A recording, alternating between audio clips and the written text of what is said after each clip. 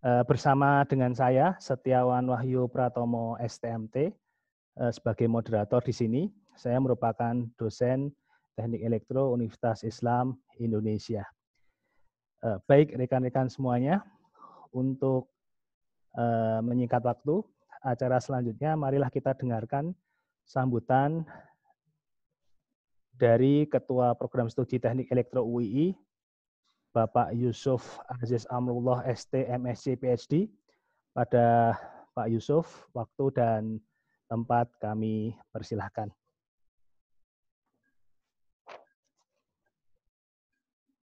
Monggo Pak Yusuf.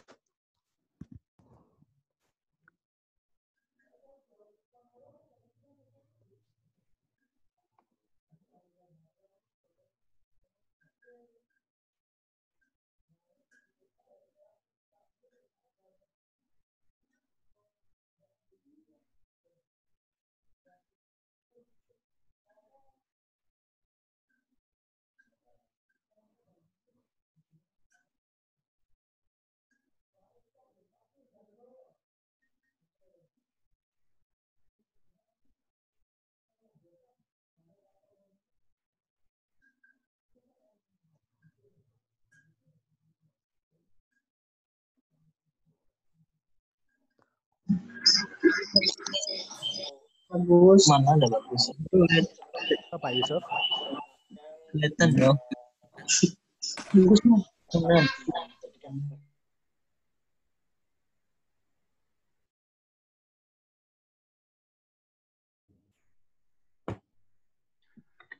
Baik, Assalamualaikum warahmatullahi wabarakatuh. Salam Waalaikumsalam sejahtera bagi kita semua.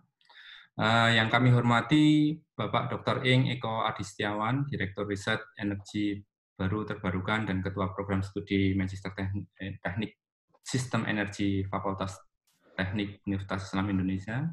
Yang kami hormati Bapak Setiawan Wahyu Pratomo, STMT, Researcher Energi Terbarukan dan staf pengajar Teknik Elektro. Bapak-bapak dan ibu-ibu, kolega dosen-dosen dari universitas di seluruh Indonesia, kemudian yang kami hormati rekan-rekan dan kolega dari Kementerian ESDM, yang kami hormati rekan-rekan mahasiswa, peserta webinar di hari ini. Pertama dan utama, marilah kita panjatkan puji syukur kita kepada Allah SWT yang telah melimpahkan banyak nikmat dan karunia-Nya kepada kita sekalian. Shalawat dan salam semoga selalu terlimpah pada uswah hasanah kita Rasulullah SAW. Bapak Ibu sekalian, saya mewakili program Studi Teknik Elektro UI Yogyakarta mengucapkan terima kasih atas partisipasi Bapak Ibu sekalian dalam webinar Energy Series dengan tema Tantangan Pengembangan Renewable Energy di Indonesia. Saya juga mengucapkan terima kasih atas kesediaan Bapak Eko Adi Setiawan dan Bapak Setiawan Wahyu Pratomo untuk sharing pengetahuan seputar energi baru terbarukan di Indonesia. Semoga amal baik Bapak-bapak sekalian mendapat balasan dari Allah SWT. Bapak Ibu sekalian, energi adalah kebutuhan mendasar manusia modern. Ya, tanpa energi kita tidak mampu membangun peradaban. Bahkan kemajuan peradaban bisa dilihat dari seberapa besar energi yang dikonsumsi oleh suatu masyarakat di lokasi geografis tertentu. Saat ini isu utama kita adalah ketergantungan energi pada oil and gas, yang tidak hanya cadangannya semakin menipis, tetapi penggunaan kedua energi tersebut menyebabkan perubahan iklim di bumi yang tentunya akan menyebabkan lingkungan tidak lagi kondusif bagi manusia untuk hidup. Mau tidak mau, kita perlu menggunakan sumber energi baru terbarukan yang mampu mengatasi kendala tersebut. Indonesia mempunyai sumber energi baru terbarukan yang sangat banyak. Namun dari report terakhir dikatakan baru sekitar 3% potensi energi baru terbarukan yang digunakan. Ya, tentunya ini akan menjadi PR kita bersama sebagai terutama yang dari teknik elektro maupun dari fakultas teknik secara umum ya, untuk mengatasi isu-isu tersebut. Di webinar kali ini, ya, mudah-mudahan kita bisa menjadikannya sebagai ajang diskusi bersama ya, untuk memberikan kita solusi sebagai kontribusi kita atas masalah-masalah di seputar energi baru terbarukan di Indonesia. Demikian Bapak Ibu sekalian, selamat mengikuti webinar ini. Semoga webinar hari ini membawa manfaat bagi kita bersama. Sekali lagi saya ucapkan terima kasih atas partisipasinya. Wassalamualaikum warahmatullahi wabarakatuh. Waalaikumsalam warahmatullahi wabarakatuh. Terima kasih Pak Yusuf atas sambutannya.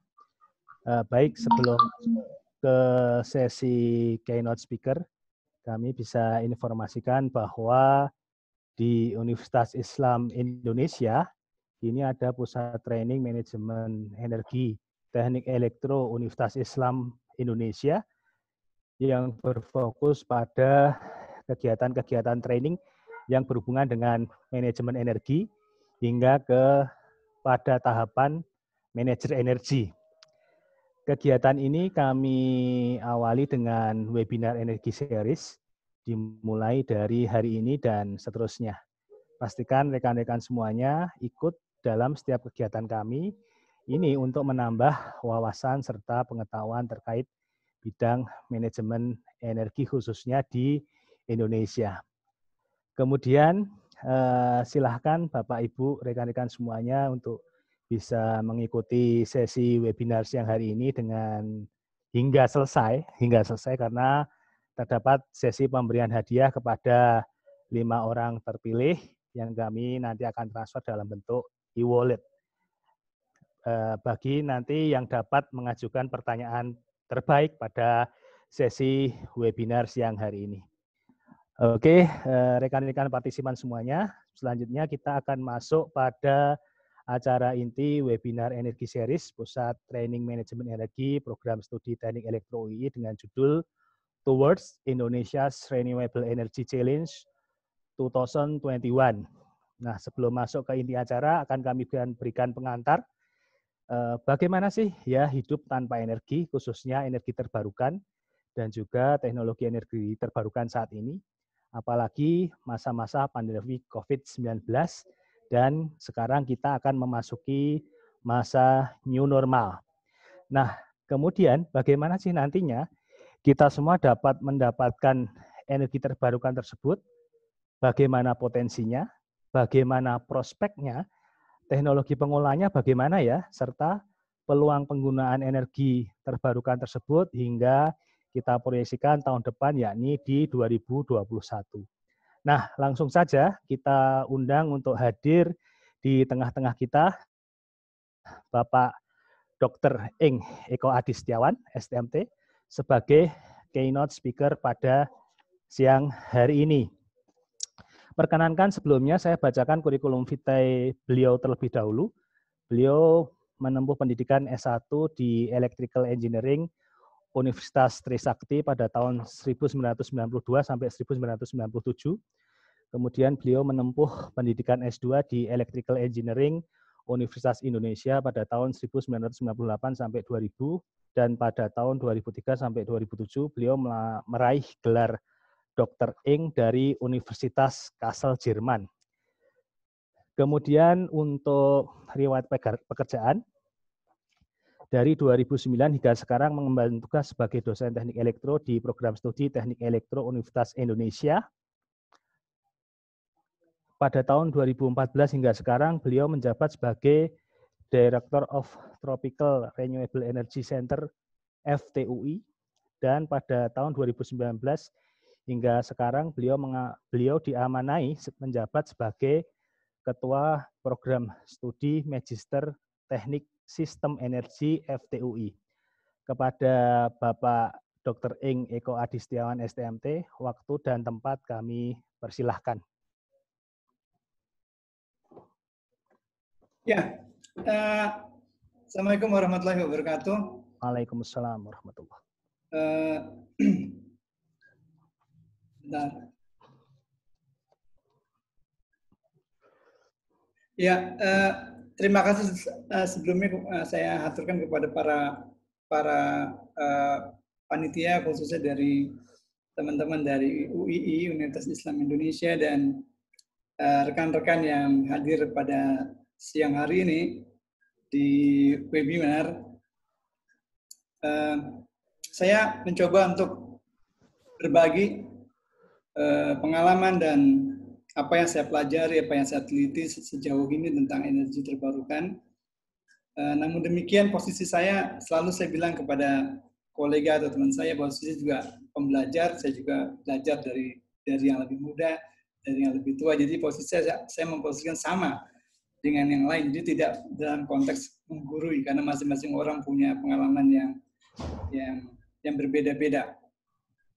Ya, mungkin sedikit cerita ya. Mungkin saya memang di tahun 92 saya membuat tugas akhir dibimbing oleh Profesor almarhum Abdul Qadir. Mungkin beliau satu orang yang paling senior di teknik elektro di Indonesia. Kabarnya beliau adalah sarjana elektro pertama di Indonesia. Itu temanya tentang fuel cell. Ya, itu kira-kira 28 tahun yang lalu. Lalu kemudian saya ngambil S2, lalu di situ saya belajar energi ombak. Tesisnya di waktu sidang dipimpin oleh Profesor almarhum Zuhal, Pak Zuhal, satu ya orang yang paling berpengaruh juga di bidang research dan teknologi. Lalu saya S3 mendalami tentang integrasi energi terbarukan khususnya. Namun sebelum masuk ke tema sentralnya bagaimana mengintegrasikan energi terbarukan ke dalam sebuah sistem, ya saya harus belajar bagaimana apa itu distributed generation, apa itu microgrids, apa itu virtual power plant, dan banyak hal lagi, sehingga saya cukup mendalami bidang bagaimana mengintegrasikan energi terbarukan. Ya. Nah, untuk tema kali ini yaitu ya tantangan energi terbarukan tahun 2021 atau 2022 dan seterusnya, ini memang masalah yang harus kita selesaikan. Namun sebelum kita masuk ke dalam diskusi itu, saya selalu menyampaikan sejarah, karena jangan sampai kita melupakan sejarah. Baik.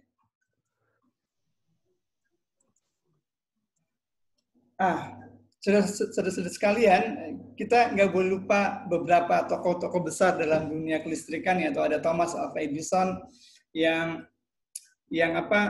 posisinya bukan penemu bohlam, tapi dialah orang pertama yang membuat sistem kelistrikan di dunia ini. Jadi membuat sistem dalam arti dia tidak membuat generator, tapi dia tapi dia mengembangkan load atau bohlam dalam hal ini. Dia beli generator dari Siemens, lalu kemudian dia membangun anggap aja transmisi, sebenarnya bukan transmisi, hanya kabel saja, lalu kemudian masuk ke beban-beban rumah dia atau ke customer dia. Itu terjadi kira-kira 128 tahun yang lalu. Jadi sistem ini sebenarnya sudah cukup tua. Ya, udah 1 abad lebih usianya. Lalu sistem itu hanya berjalan beberapa tahun saja. Ya, kenapa? Karena memang sistemnya yang tidak handal atau tidak baik. Kenapa? Karena tegangannya rendah, harus sebesar sekali, gitu ya. Jadi tahun 1884 dia bisa melistriki 508 customer. Ya, tapi dia tahu kelemahan dia, sistem ini buruk dalam arti sangat boros dan sangat kotor, polutif, dan sangat lossnya sangat tinggi. Akhirnya dipanggil Tesla. Tesla mengeluarkan ide yang baru, ya, dia berjoin dengan siapa itu, dengan Westinghouse. Jadi Edison berjoin dengan konglomerat bernama JP Morgan, akhirnya bangkrut. Lalu Tesla mengembangkan sistem yang baru, alternatif current, dengan Westinghouse. Ya. Poin pentingnya adalah pada tahun 1886 ya di Massachusetts di Amerika Serikat, sistem full AC itu baru pertama kali didemonstrasikan oleh William Stanley. Jadi William Stanley ini adalah orang penting dalam di dunia kelistrikan yang perannya adalah bagaimana membangun trafo. Ya, trafo sudah ditemukan oleh Jojo Hari, oleh peneliti dari Italia, tetapi pada momen ini Tesla membutuhkan seorang William Stanley untuk dapat menurunkan tegangan dia. Karena tegangan output dari Tesla itu sekitar 1000 volt, jadi nggak bisa digunakan. Lalu dia kontak dengan William Stanley, dialah yang membuat trafo, termasuk di dalamnya trafo step down. Lalu yang poin penting berikutnya adalah tahun 1890, di mana Westinghouse memperkenalkan sistem alternating current atau arus bolak-balik dari Niagara Falls sejauh 200 mil. Nah, ini yang menurut saya menjadi sebuah tonggak sejarah baru, bagaimana sistem AC kemudian sampai hari ini 2020 masih dominan, gitu ya, masih dominan.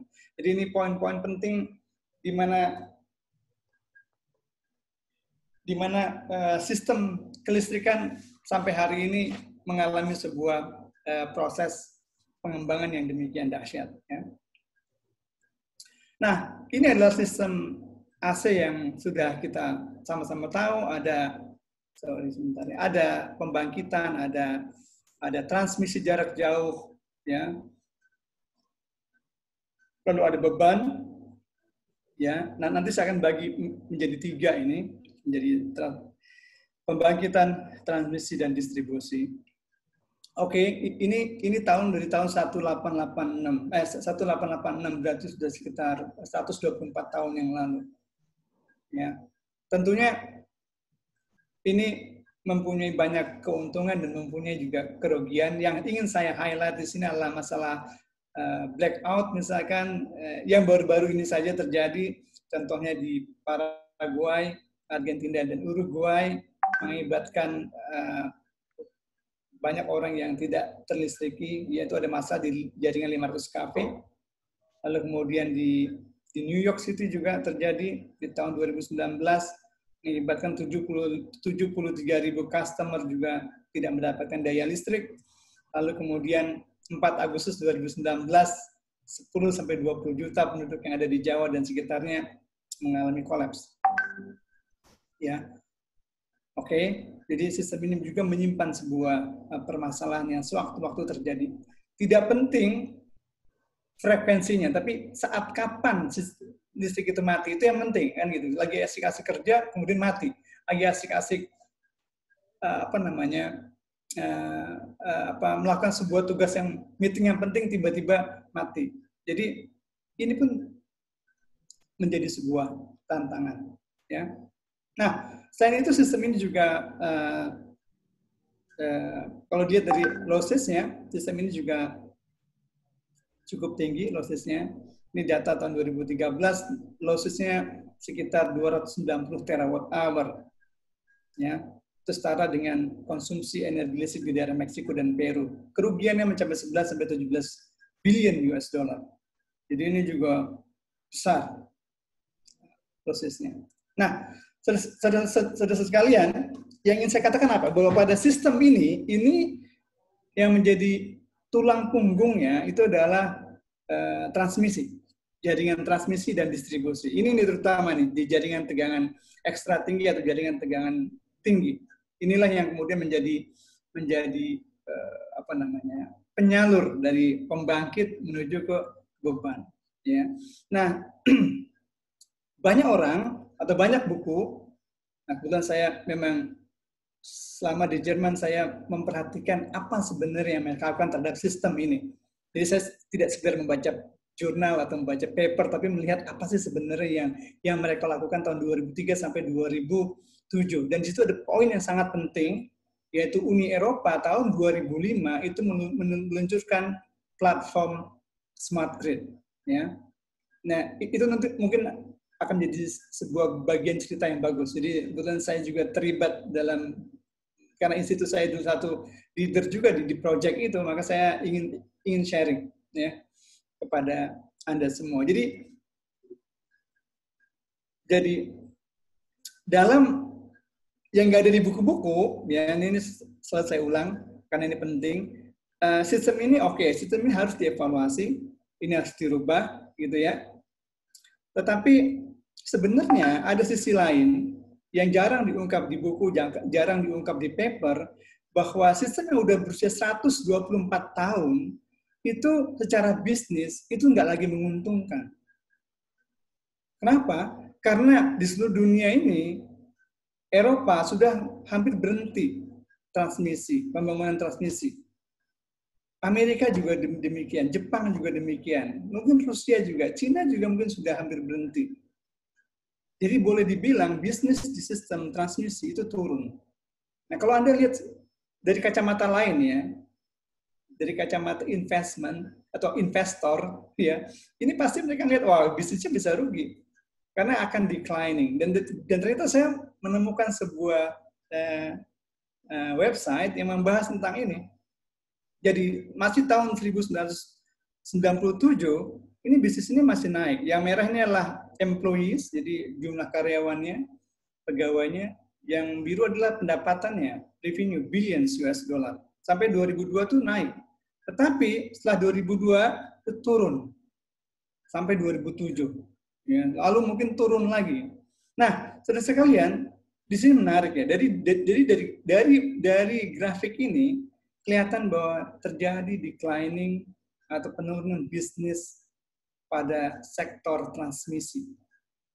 Sehingga orang berpikir, Pak, bukan orang, tapi sekelompok orang yang berbisnis di sini mikir, ini harus berubah.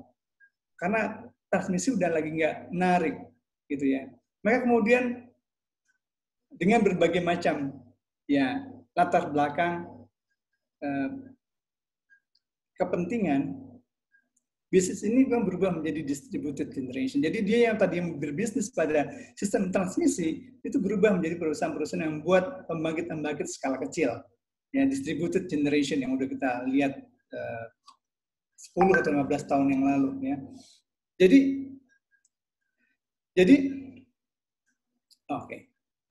Jadi kalau kita lihat sebentar nih, kita masuk ke sini dulu bahwa di tahun 2000-an ya, ketika Eropa, Amerika kemudian berpikir keras bagaimana harus menghadirkan sebuah cara baru atau arsitektur kelistrikan yang baru yang lebih bergairah, gitu ya. Lebih bergairah dalam arti bahwa konsepnya itu harus dirubah. Yang tadinya berbasis pada pembangkitan listrik dengan energi fosil atau nuclear power plant, kemudian harus dirubah menjadi yang lebih bersih. Lalu kemudian bisnis transmisi juga udah turun, maka harus dirubah lagi bisnisnya. Maka orang kemudian di Eropa khususnya tahun 2000-an, tahun 2002 kemudian menggerakkan yang namanya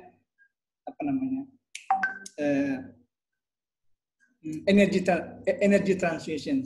Jadi proses bagaimana transisi dari energi fosil menjadi energi yang lebih bersih. Renewable energy, anggaplah seperti itu ya. Jadi kalau kita lihat di slide ini saya potong sedikit ya. Jadi kita masuk ke slide ini bahwa di tahun 2000-an muncullah istilah baru dengan nama distributed generation, pembangkit listrik terdistribusi. Seperti yang kita ketahui di sini ada sebuah perkembangan semikonduktor yang luar biasa. Sebenarnya itu dimulai dari tahun 1950-an ya sampai dengan hari ini. Ya akhirnya dari sisi pembangkit kita bisa melihat banyak sekali teknologi yang dihasilkan seperti solar panel misalkan seperti ini ya. Dan dulu harganya sangat mahal. Hari ini di rumah saya lagi online di rumah saya pakai listrik dengan energi matahari. Jadi di sini listriknya udah green. Kapasitasnya sekitar 5.000 watt peak di atas atap rumah saya, dan kami menggunakan listrik yang berbeda, nggak lagi menggunakan listrik AC, tapi menggunakan listrik DC 230 volt DC. Nanti saya ceritain ya. Jadi dengan berkembangnya teknologi semikonduktor, kita bisa lihat bahwa PV atau fotovoltaik salah satunya yang menjadi primadona dan dipush terus sehingga boleh dibilang harganya saat ini itu cuma Rp4.000 per watt. Bisa Anda cek di toko-toko online ya, Rp4.000 per watt ya. Lihat, Rp4.000 sampai Rp6.000 per watt, sangat-sangat murah. gitu ya, dibandingkan dengan mungkin 6 bulan yang lalu atau mungkin 10 tahun yang lalu, sangat mahal sekali. Ya. Lalu kemudian selain itu juga berkembang teknologi energy storage, khususnya lead acid yang sudah agak tua, lalu ada lithium ion baterai yang udah mulai murah, lalu ada nickel metal hybrid yang biasa digunakan di electric vehicles, ya. Nah, satu lagi dengan perkembangan semikonduktor dan power electronics, maka kita bisa lihat semua peralatan rumah tangga yang ada sekarang di rumah itu menggunakan switch mode power supply atau SMPS, di mana sistem ini memungkinkan kita menggunakan listrik tegangan DC sebagai sumber, seperti halnya di rumah saya, gitu ya. Nah, saudara sekalian ya, jadi di satu sisi ada perkembangan teknologi yang disebut dengan distributed generation. Ini sudah alaman, sudah pembahasan tahun 2000-an, ya, sudah hampir 20 tahun yang lalu sebenarnya. Lalu ada sistem yang lama yang kita masih nikmati pada hari ini, gitu ya. Lalu kemudian semua sistem itu dipasang di jaringan distribusi. Ya. Masuklah fuel cell, masuklah micro turbine, masuklah yang mungkin itu nggak populer, belum populer di Indonesia, masuklah fotovoltaik di rumah-rumah kita, ya walaupun belum banyak gitu ya. Lalu masuklah baterai juga di situ. Tuhan, di rumah saya juga kami pakai baterai lead acid, ya. Lalu kemudian masuklah tadi teknologi switch mode power supply. Apa yang terjadi? Yang terjadi adalah di lingkaran kuning ini. Jadi di lingkaran kuning ini sebenarnya battleground atau tempat pertempuran sebenarnya sekarang. Jadi di sini bisa Anda bayangkan bahwa pembangkit-pembangkitan di sini sekarang sudah mulai turun, ya, atau mulai diganti, yang kotor-kotor mulai diganti, ya, atau mungkin diprioritaskan dengan pembangkit-pembangkit yang lebih bersih, anggaplah pakai yang hydropower dan skala besar misalkan. Lalu di jaringan transmisi dan jaringan transmisi tegangan tinggi sudah mulai mengecil tensionnya. Kenapa? Karena supply-nya juga tidak sebanyak yang dulu. Jadi yang kuning inilah area yang paling subur saat ini untuk tanda kutip pertempuran. Pertempuran dalam arti bahwa disitulah orang berbisnis, disitulah orang akan mengembangkan model-model kelistrikan yang baru. Kenapa? Karena disitu masuklah distributed generation. Nah, ketika distributed generation masuk ke jaringan di jaringan tegangan rendah, khususnya, lalu orang bertanya dan berpikir, next-nya apa? Oh, next-nya pembangkit-pembangkitnya harus diintegrasikan. Satu cara untuk mengintegrasikan itu dengan metode atau menggunakan cara virtual power plant. Ini disertasi saya dulu di tahun 2007, tapi ya sekarang masih ongoing proses di beberapa negara. Ini satu cara bagaimana kita bisa mengintegrasikan distributed generation. Atau yang agak baru sekarang namanya peer-to-peer energy trading. Kalau di tiap rumah sudah pakai PV, lalu sudah ada baterainya, lalu kemudian orang bertanya, what next gitu. Next-nya adalah tiap rumah bisa berjual beli. Anda bisa lihat satu yang paling dekat dari tetangga kita adalah Malaysia. Malaysia Anda bisa buka Malaysia peer-to-peer energy trading. Anda enter, itu keluar pilot project. Yang sudah mendemonstrasikan bagaimana tiap rumah bisa berjual beli listrik. Kalau listrik yang kekurangan dari yang suppliernya, dia akan disupport oleh PLN-nya. Gitu. Jadi udah tetangga sebelah nih udah sampai situ gitu ya. Atau yang paling umum sekarang yang sudah sangat umum, istilah yang sudah sangat mudah diucapkan yaitu microgrids. Ya, Anda tahu bahwa microgrids adalah bagaimana mengintegrasikan beberapa distributed generation dalam sebuah lokasi atau dan sebuah wilayah, bisa kecil bisa besar gitu ya. Ya, ini biasanya isolated. Tetapi proyek pertama yang saya tahu benar tahun 2002 yaitu ada di Pulau Kitnos di Yunani. Itu proyek pertama EU ya, disebut dengan disebutnya microgrids energy transition. Kenapa?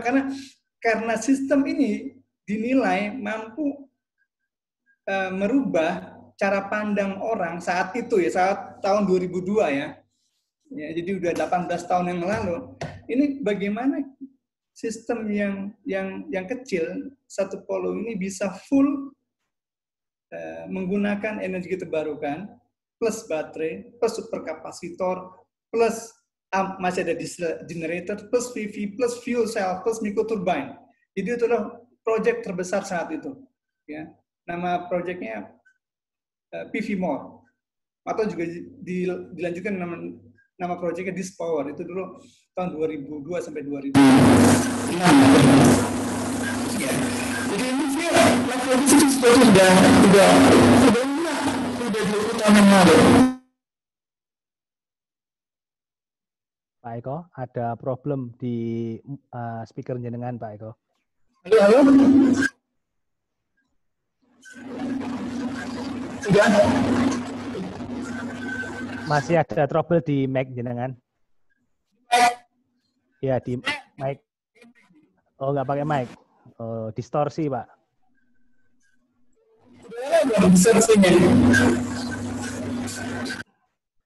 Oke, dilanjut, Pak. Udah bisa.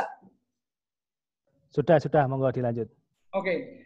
Jadi microgrids kita udah tahu di Indonesia juga udah dipasang di banyak lokasi, ya alhamdulillah. Tapi kita perlu melihat bagaimana sebenarnya performance-nya, gitu ya. Lalu kemudian cara yang paling sederhana, bukan sederhana, yang paling kecil yang juga mencakupi satu rumah disebut dengan jaringan listrik nano, atau enggak mengintegrasikan pembangkit listrik seperti PV dan baterai dalam sistem yang lebih kecil. Saya mengibaratkan ini sebuah rumah. Jadi saya anggap ini rumah saya udah nano grids. Jadi ada PV-nya, ada baterainya, dan ada PLN sebagai backup power-nya. Ya.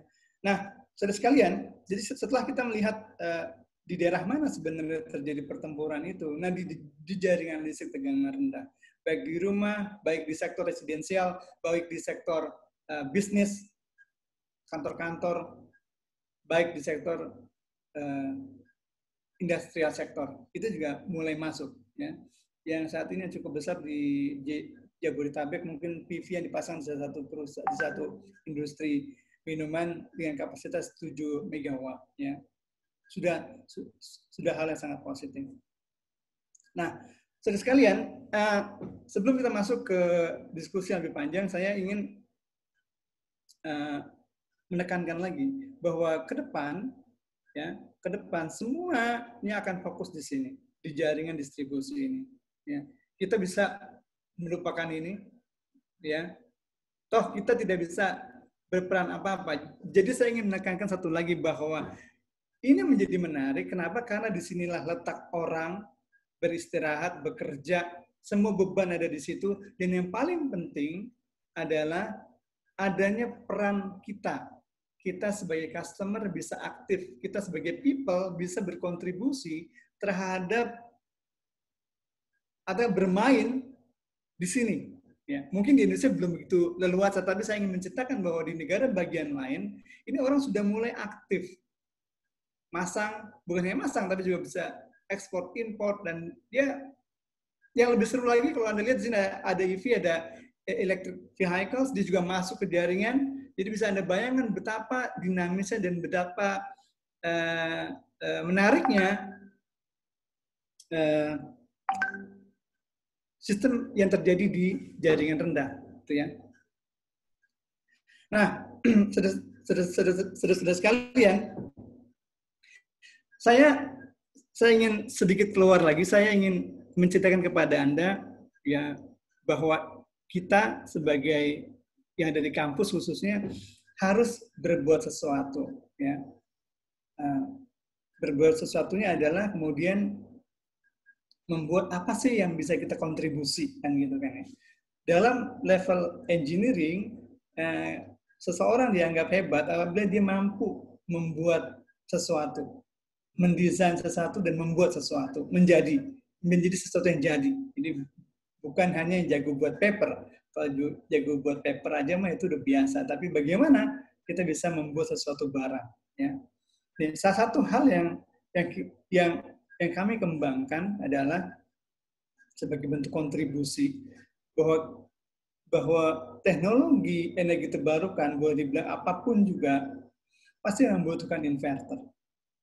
Baik yang di skala yang kecil maupun skala yang besar. Kenapa? Karena base-nya, karena dasarnya hampir semua energi terbarukan itu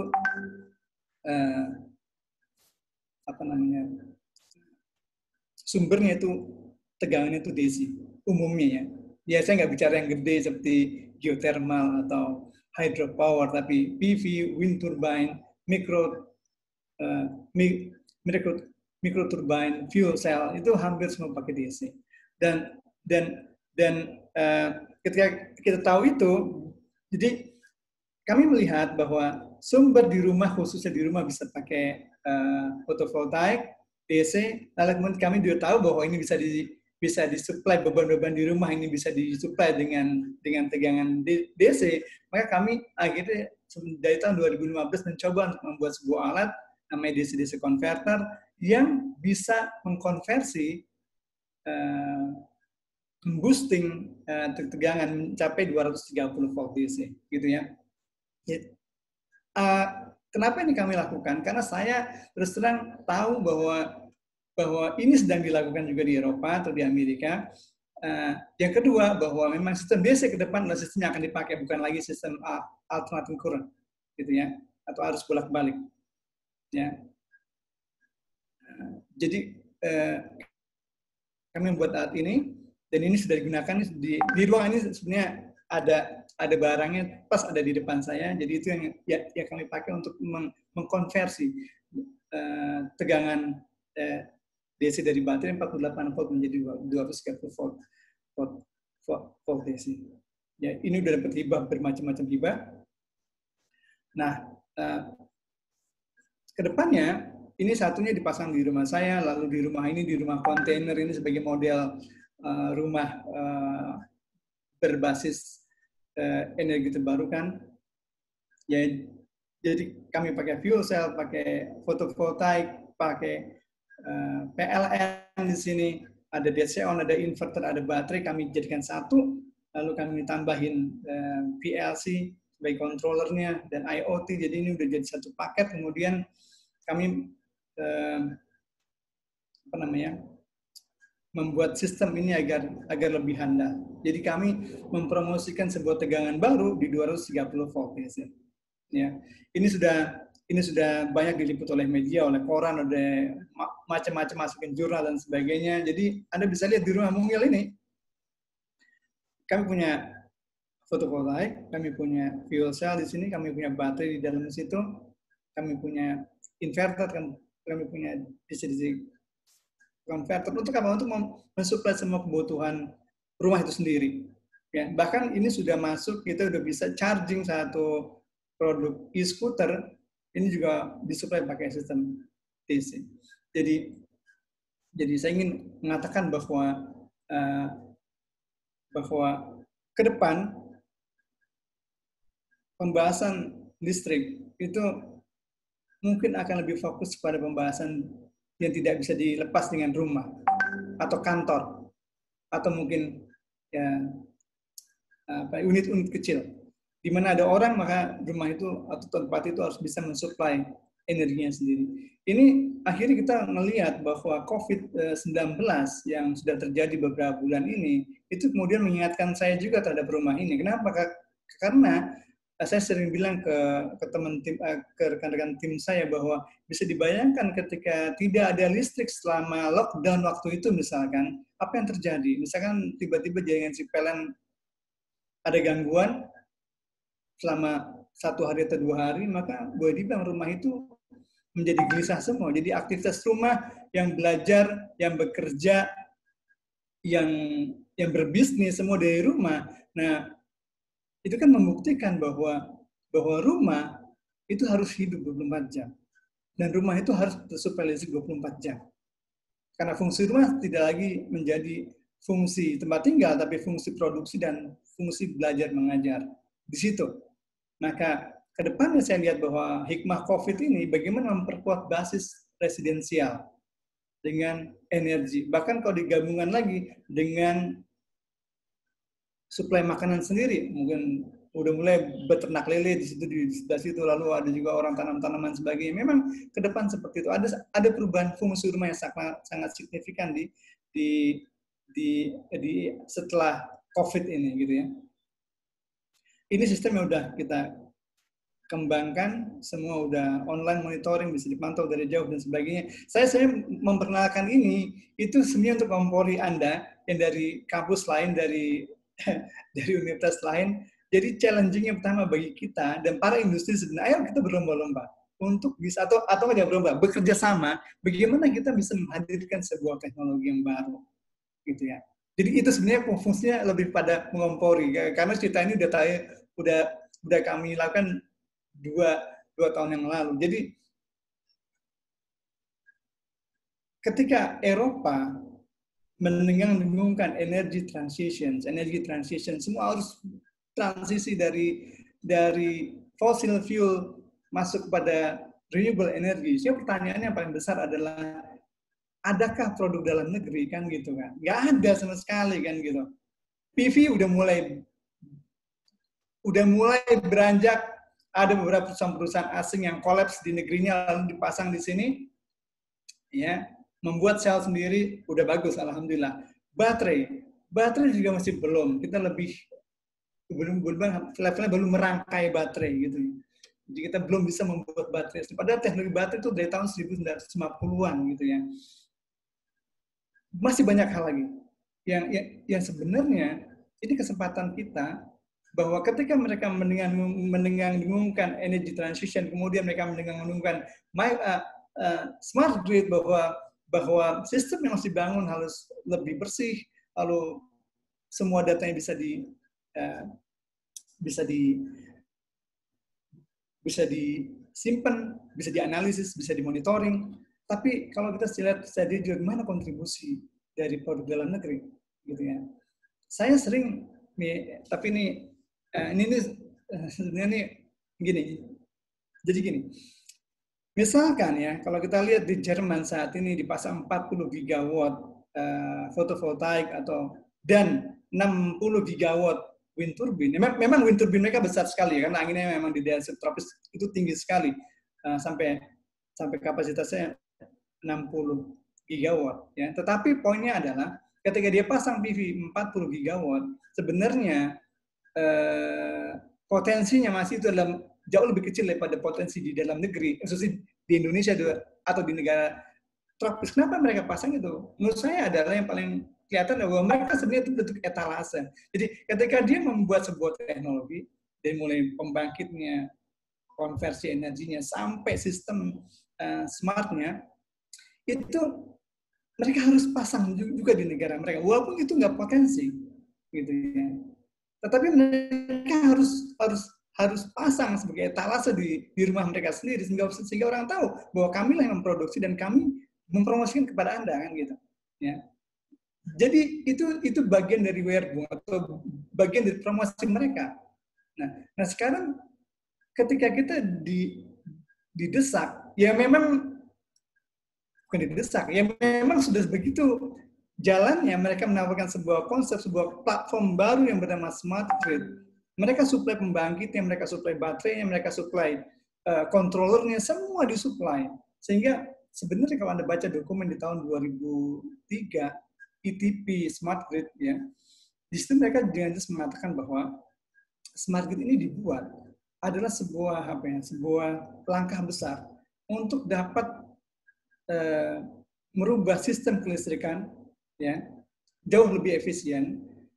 Yang mana sistem ini sebenarnya, platform ini dibangun dari basis pengetahuan. Pengetahuan apa? Pengetahuan dalam industri, dalam research. Jadi ketika mereka membuat sebuah platform besar ditawarkan kepada dunia, mereka juga mempersiapkan semua produk-produknya. Dan kita akhirnya di sini, di dalam negeri, itu kelabakan. Produk nggak ada, tapi memang harus begitu. Nah, di sini terjadi sebuah fase di mana kemudian saya melihat banyak orang pasang, tetapi karena kita basisnya nggak di situ, maka yang terjadi semacam banyak pilot project yang memang yang akhirnya fail. Itu juga kita harus akui. Jadi banyak hal yang harus kita sebenarnya pelajari lebih lanjut, gitu ya. Oke, next ya. Oke, ini adalah hasil dari ya. Ini adalah contoh. Ini sekali lagi saya mengompori Anda biar kita bisa berkolaborasi. Jadi ini alat ini udah diuji dari berbagai macam bentuk jenis beban yang ada di rumah. Udah 80% ada rice cooker, ada kompor listrik, ada bor, ada TV, ada macam-macam, itu bisa disuplai oleh alat ini. Jadi ini contoh yang ada di rumah saya yang bagian sini. Ini ada di rumah kontainer, ini ada di kontainer juga, dan sudah diikut di kolom Kompas saat itu, di kolom inovasi. Ini satu contoh ya, satu contoh.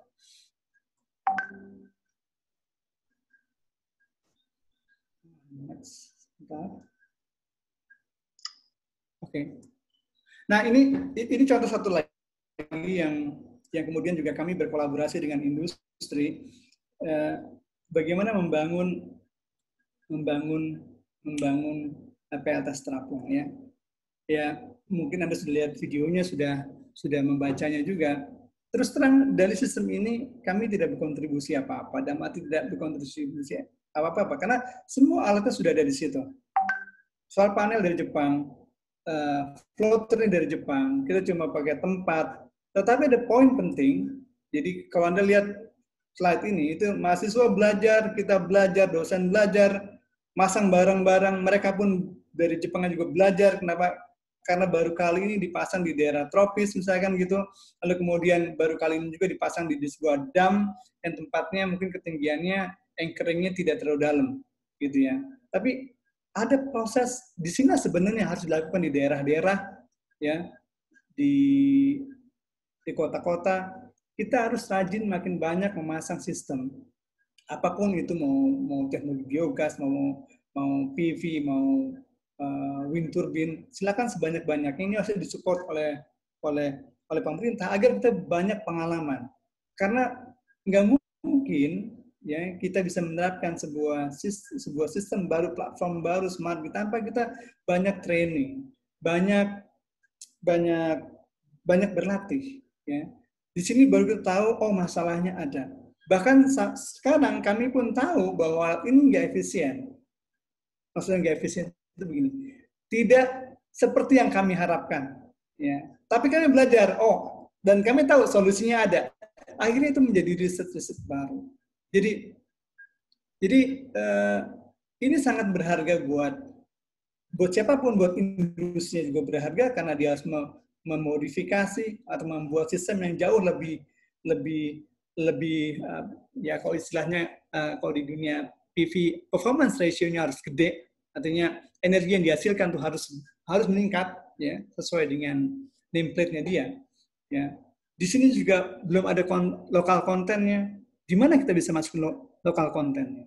Jadi banyak hal yang akhirnya kami udah list apa aja yang bisa improve ini. Yang bisa lokal konten itu masuk.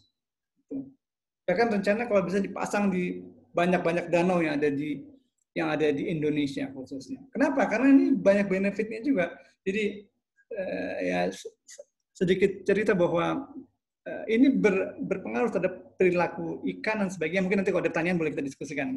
Nanti takutnya terlalu lama. Oke, ini sistemnya. Jadi kita belajar dari sini. Oke, kita tahu banyak hal yang harus diimprove dari sini. Akhirnya itu menjadi bahan riset yang menarik. Nah, kekhawatiran. Ya, ini masih ada waktu berapa menit lagi, Pak Setiawan? Masih 15 menit, Pak. Oke, 15 menit. Oke, jadi saudara sekalian, masih banyak orang skeptis bahwa energi terbarukan itu intermittent. Ya, begini ya. Jadi saya ingin membedakan istilah ini. Jadi ada istilah intermittent, ada istilah variable renewable energy. Jadi ini ada biomasa, ada hydro energy, ada wind turbine, ada geothermal, ada solar energy. Maka kita bisa kelompokkan untuk yang variabel, biomass yang diolah menjadi biogas, ada digesternya, sehingga kita bisa ngatur itu power outputnya, itu variabel. Geothermal juga variabel, karena dia masih bisa kita atur output powernya. Karena asumsinya sumbernya begitu besar. Hydropower kita bisa atur katupnya, nozzle-nya. Sehingga dayanya masih bisa kita atur, kita bisa kecilin, bisa kita gedein. Tapi yang intermittent cuma 2. Intermittent artinya apa? Supply energi bisa 0 dan bisa meningkat setelah tiba-tiba. Bisa 0 lagi. Jadi tolong dibedakan variabel dengan intermittent. Ya, intermittent itu nggak bisa kontrol. Kita nggak bisa kontrol sama sekali. PV, matahari bisa kita kontrol, angin juga nggak bisa kita kontrol. Sehingga orang akhirnya berpikir, ini kok ya energi terbarukan itu intermittent. Oke, intermittent. Memang dari sananya begitu, memang itulah challenging-nya. Sehingga orang sering sekali diajak kepada sebuah kurva yang terjadi di California. Jadi sebelah kiri ini ada sebuah kurva bebek namanya. Anda mungkin sudah banyak yang juga yang tahu. Jadi misalkan ini ya. Jadi kita perhatikan pada jam 6 pagi di sini ya. Ada jam 6 pagi. Lalu di sini ada jam 6 sore ya. Di jam 6 pagi boleh dibilang semua pembangkit dari PV itu bangkit ya. Ya. Naik gitu ya, artinya memproduksi sehingga apa? Sebenarnya boleh dibilang itu menjadi oversupply gitu ya. Jadi otomatis pembangkit-pembangkit yang lain harus dikecilin dulu gitu ya agar bisa stabil frekuensinya. Dan pada saat jam 6 sore tiba-tiba kolaps, tiba-tiba matahari memang tidak ada, lalu dibutuhkan pembangkit yang sangat besar untuk bisa ramp up gitu ya, untuk bisa mengimbangi beban yang pada dasarnya pada saat itu juga sedang naik gitu ya. Nah, ya memang begitu karakteristiknya kan gitu. Tetapi yang menarik lagi sebenarnya kalau Anda lihat slide ini, jadi slide ini sempat saya sampaikan di beberapa mahasiswa saya, tapi nggak apa-apa nih disampaikan di sini bahwa ini adalah SAIDI. SAIDI adalah indeks lamanya gangguan. Jadi lamanya gangguan di Jerman di tahun 2006 sampai 2018 bisa dilihat dari sini. Coba Anda lihat ya. Kita lihat yang di medium voltage aja ya. Ya boleh juga sih di low voltage aja, bahwa indeksnya tahun 2006 tuh 2,9 ya. Tapi ketika Anda lihat bahwa makin slide-nya belum muncul Pak Eko. Kenapa? Slide-nya belum muncul. Oh, belum muncul. Ya. Yang ini udah? Ya, belum. Oh. Belum muncul. Ya, mungkin baru jalan, Pak. Oke, baru jalan. Oke. Yeah.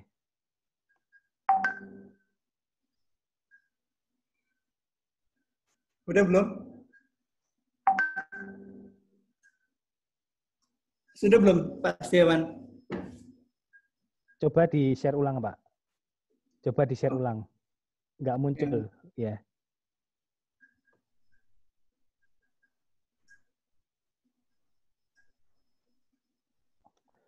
Atau settingan co-host-nya mungkin Pak Hussein bisa diberikan.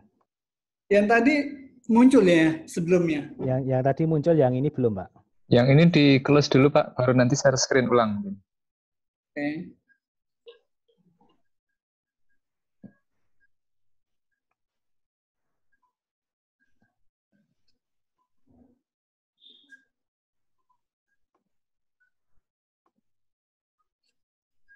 Sudah belum? Sebentar. Sudah, Pak. Sudah, monggo. Oke.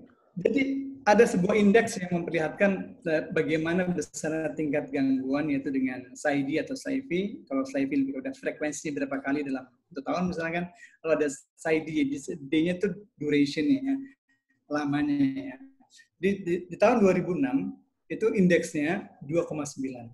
Ya, terus naik, kita tahu bahwa di sini di Jerman akan masuk terus energi terbarukan ke dalam sistem, dan ternyata sistemnya menjadi lebih baik, jadi menjadi 2,3 di tahun 2009, di tahun 2018 dari 2,9 menjadi 2,3.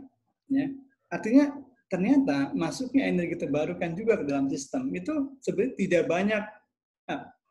bukan itu banyak, bisa tidak menghasilkan efek yang besar terhadap kualitas atau tingkat gangguannya justru bisa lebih kecil. Nah, sebenarnya gimana ya? Jadi pertanyaannya kok bisa? Nah, di kita kok sering balik-balik. Jadi makin banyak energi terbarukannya, kelihatannya potensinya makin banyak bermasalah. Kan gitu kan ya? Ya kita udah lihat beberapa proyek yang berjalan ya. Ya memang begini. Poinnya adalah bahwa orang bisa menjawab, oh ini memang di Eropa kan udah interconnection semuanya. Iya, memang sudah interkoneksi. Tetapi ketika dia interkoneksi pun dengan banyaknya renewable energy masuk ke dalam jaringan dia, kan nggak mudah juga ngatur. Karena apa? Karena intermittennya sangat cepat.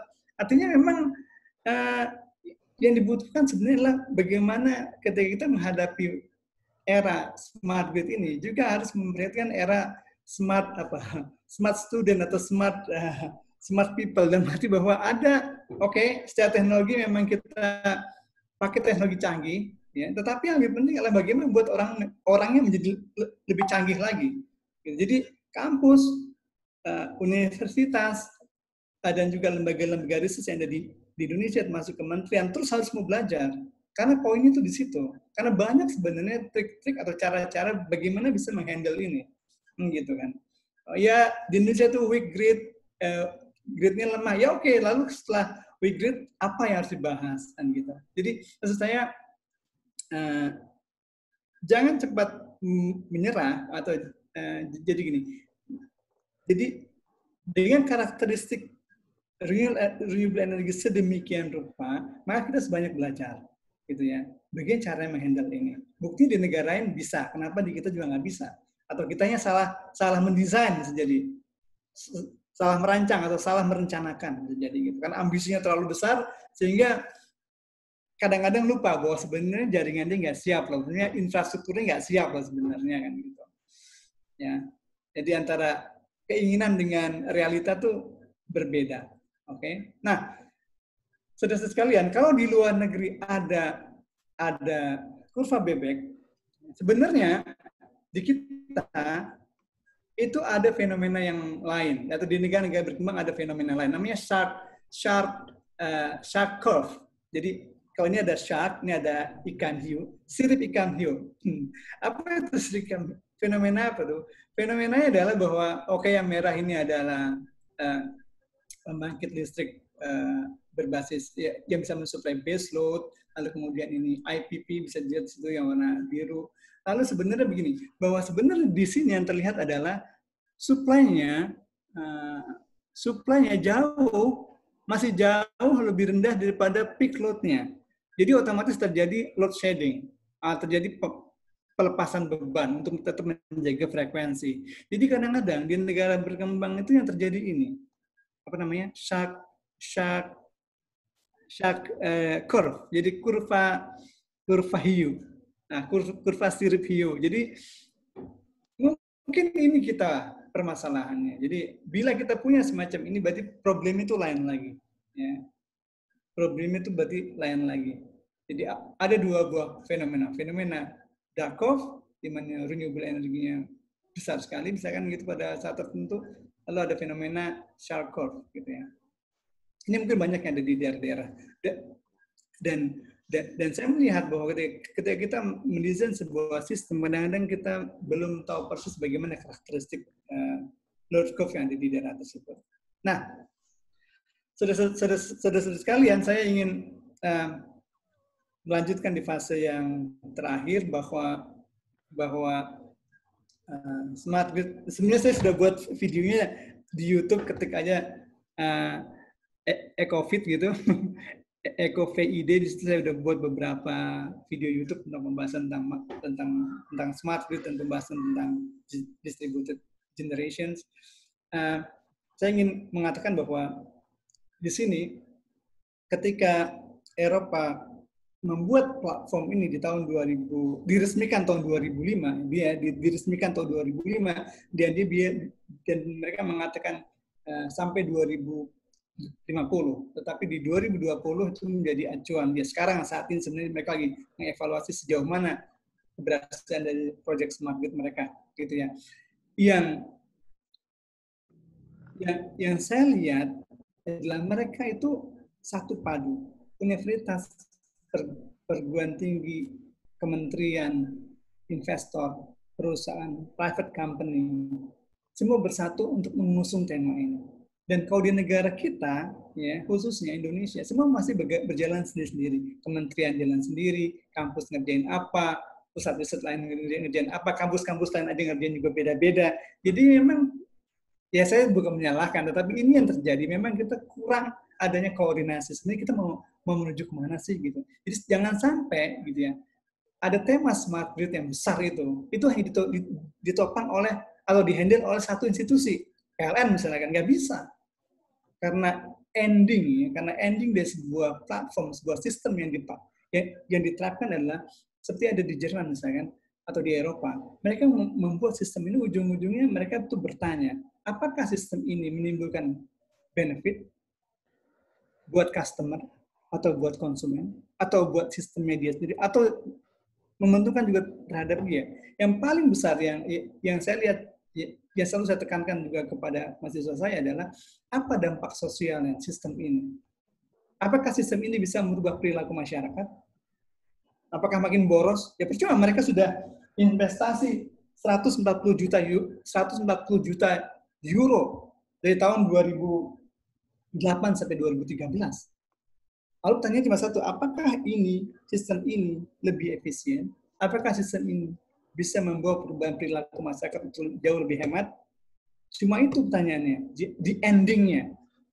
Jadi Anda bisa lihat bagaimana pengaruh sebuah teknologi yang diudah investasi besar-besaran, lalu kemudian berdampak terhadap masyarakat. Kan gitu. Nah di kita ini masih jauh ya, masih jauh. Karena saya melihat bahwa ide ini atau platform ini masih dihandle oleh masyarakat. Oh, itu kerjaan kamu, bukan kerjaan saya.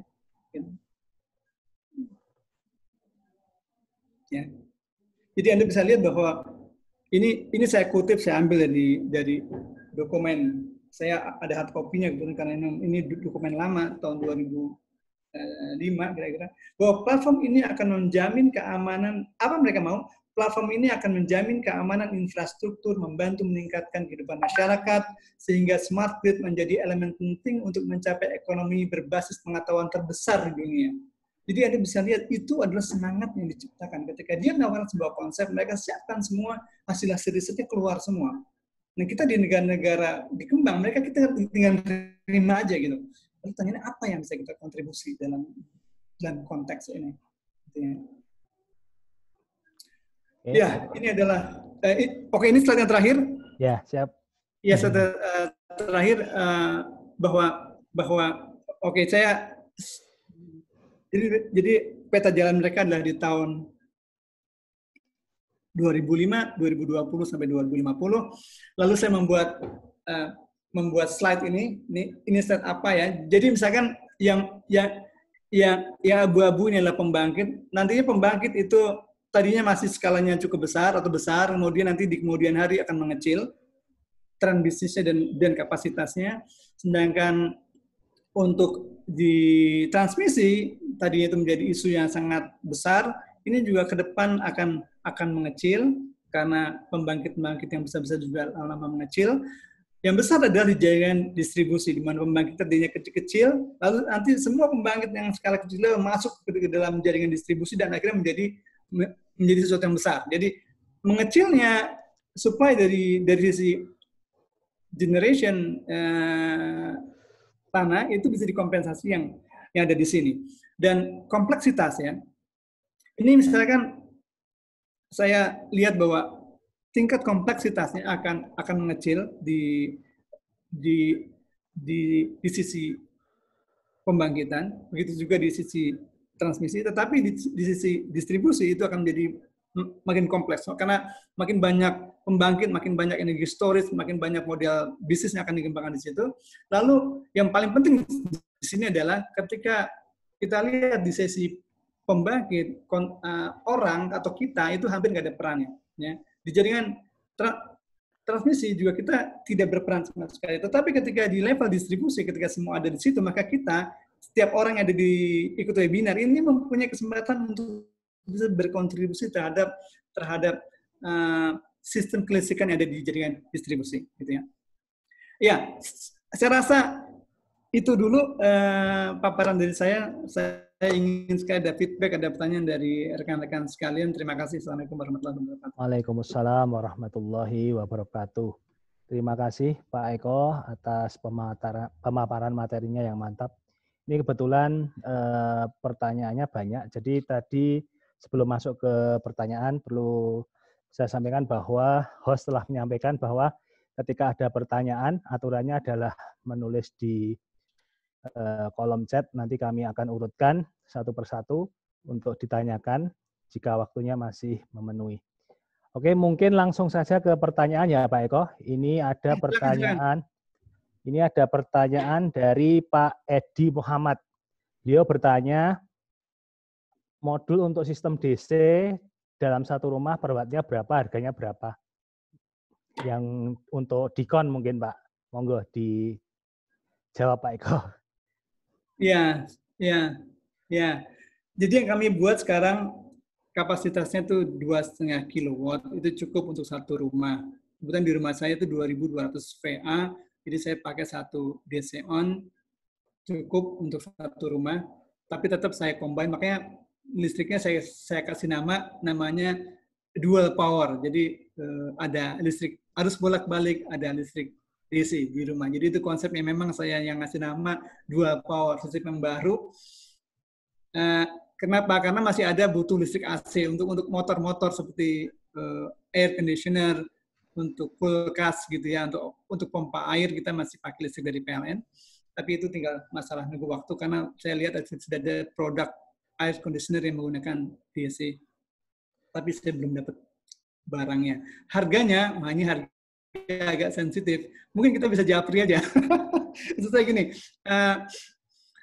dia lebih murah ketimbang inverter buatan Jerman, misalkan gitu. Yang menjadi acuan saya. Jadi mungkin harganya sekitar 20 sampai 25 juta rupiah untuk 3 kW atau 2,5 kW. Saya kasih bocoran ini ya. Makasih Pak. Oke, jadi pertanyaan Pak Edi Muhammad tadi sama dengan pertanyaan Pak Oki, pegawai BUMN, jadi sudah terjawab. Kemudian lanjut ke pertanyaan dari Pak Lukman, Pak. Jadi pertanyaannya, apakah ada bukti atau penelitian bahwa solar PV dan sistemnya dari bahan mentah sampai konstruksi secara overall itu memang berhasil mengurangi emisi CO2? Lalu yang kedua, untuk kemajuan energi terbarukan di Indonesia, menurut Pak Eko, prioritas keilmuan apa yang harus didahulukan untuk dikuasai atau dipelajari? Apakah ilmu bahan, power electronics, kontrol, power system, integrasi, atau apa? Monggo Pak Eko. Ya, mungkin saya lebih suka menjawab yang kedua dulu. Jadi gini, Bapak sekalian, ini memang menjadi keprihatinan kita ya, bahwa yang paling penting untuk di universitas belajar matematik. Karena dari matematik kita akan bisa kuat membuat modeling, gitu. Ketika kita sudah bisa buat modeling, berarti kita bisa membuat simulasi, lalu kemudian bisa membuat prototype. Itu pertama, matematik. Itu yang paling dasar banget. Advanced mathematics, calculus, vektor, itu harusnya memang paling besar jatahnya. Ya. Fisika, listrik, itu menjadi suatu hal yang paling penting.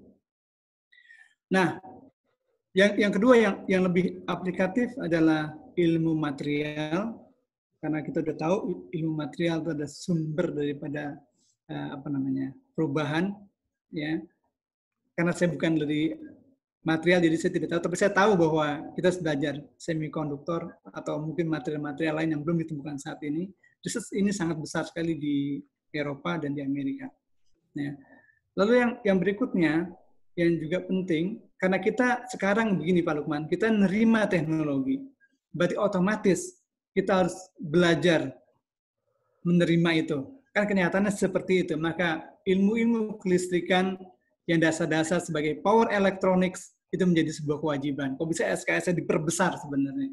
Kursus-kursus mulai dari soldering dan sebagainya itu juga skill-skill studentnya harus ditingkatkan sedemikian rupa.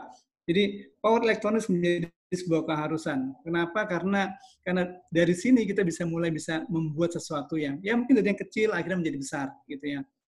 Ya. Terus ya, yang berikutnya yaitu integrasi. Integrasi dalam arti bahwa kita belajar lagi tentang ilmu-ilmu tentang transmisi, distribusi, motor-motor listrik itu juga harus demikian kuat karena kita jadi tahu karakteristik dari tiap-tiap mesin. Kita belajar tentang ya bagaimana ngatur frekuensi, bagaimana ngatur tegangan dan sebagainya. Itu juga harus diperbanyak. Nah, saya melihat bahwa ilmu-ilmu itu kelihatannya porsinya sekarang makin kecil, matematik dimulai makin sedikit, ilmu-ilmu tentang power elektronik juga semakin dikit. Jadi kita seakan-akan oke, kita cuma menggunakan software-nya kita pakai lalu kemudian kita pakai buat analisis. Itu oke, itu bagus, tetapi harusnya kita bisa lebih baik daripada itu, gitu.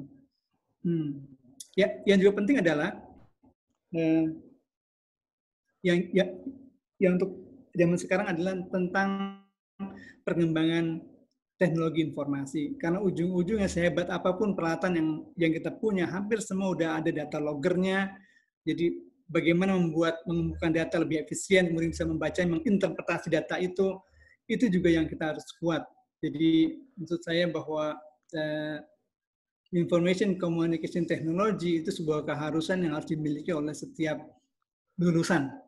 Ya, karena terus terang data akan menjadi sangat banyak, ada big data, bahkan nanti kalau Anda lihat bagaimana perkembangan peer-to-peer, semua akan di-collect oleh blockchain ibaratnya seperti sekretaris atau seperti bagian administrasi mencatat detail per detik misalkan itu transaksinya atau jual beli listrik atau semua parameter yang terjadi.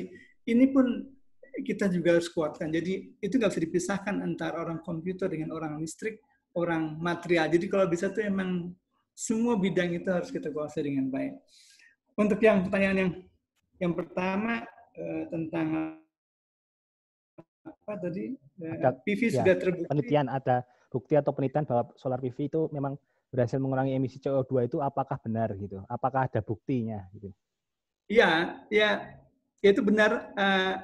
Dengan mudah sih kita bisa melihat paper-paper atau jurnal-jurnal. Mungkin nanti bisa saya share ya, sebab saya tidak siapkan.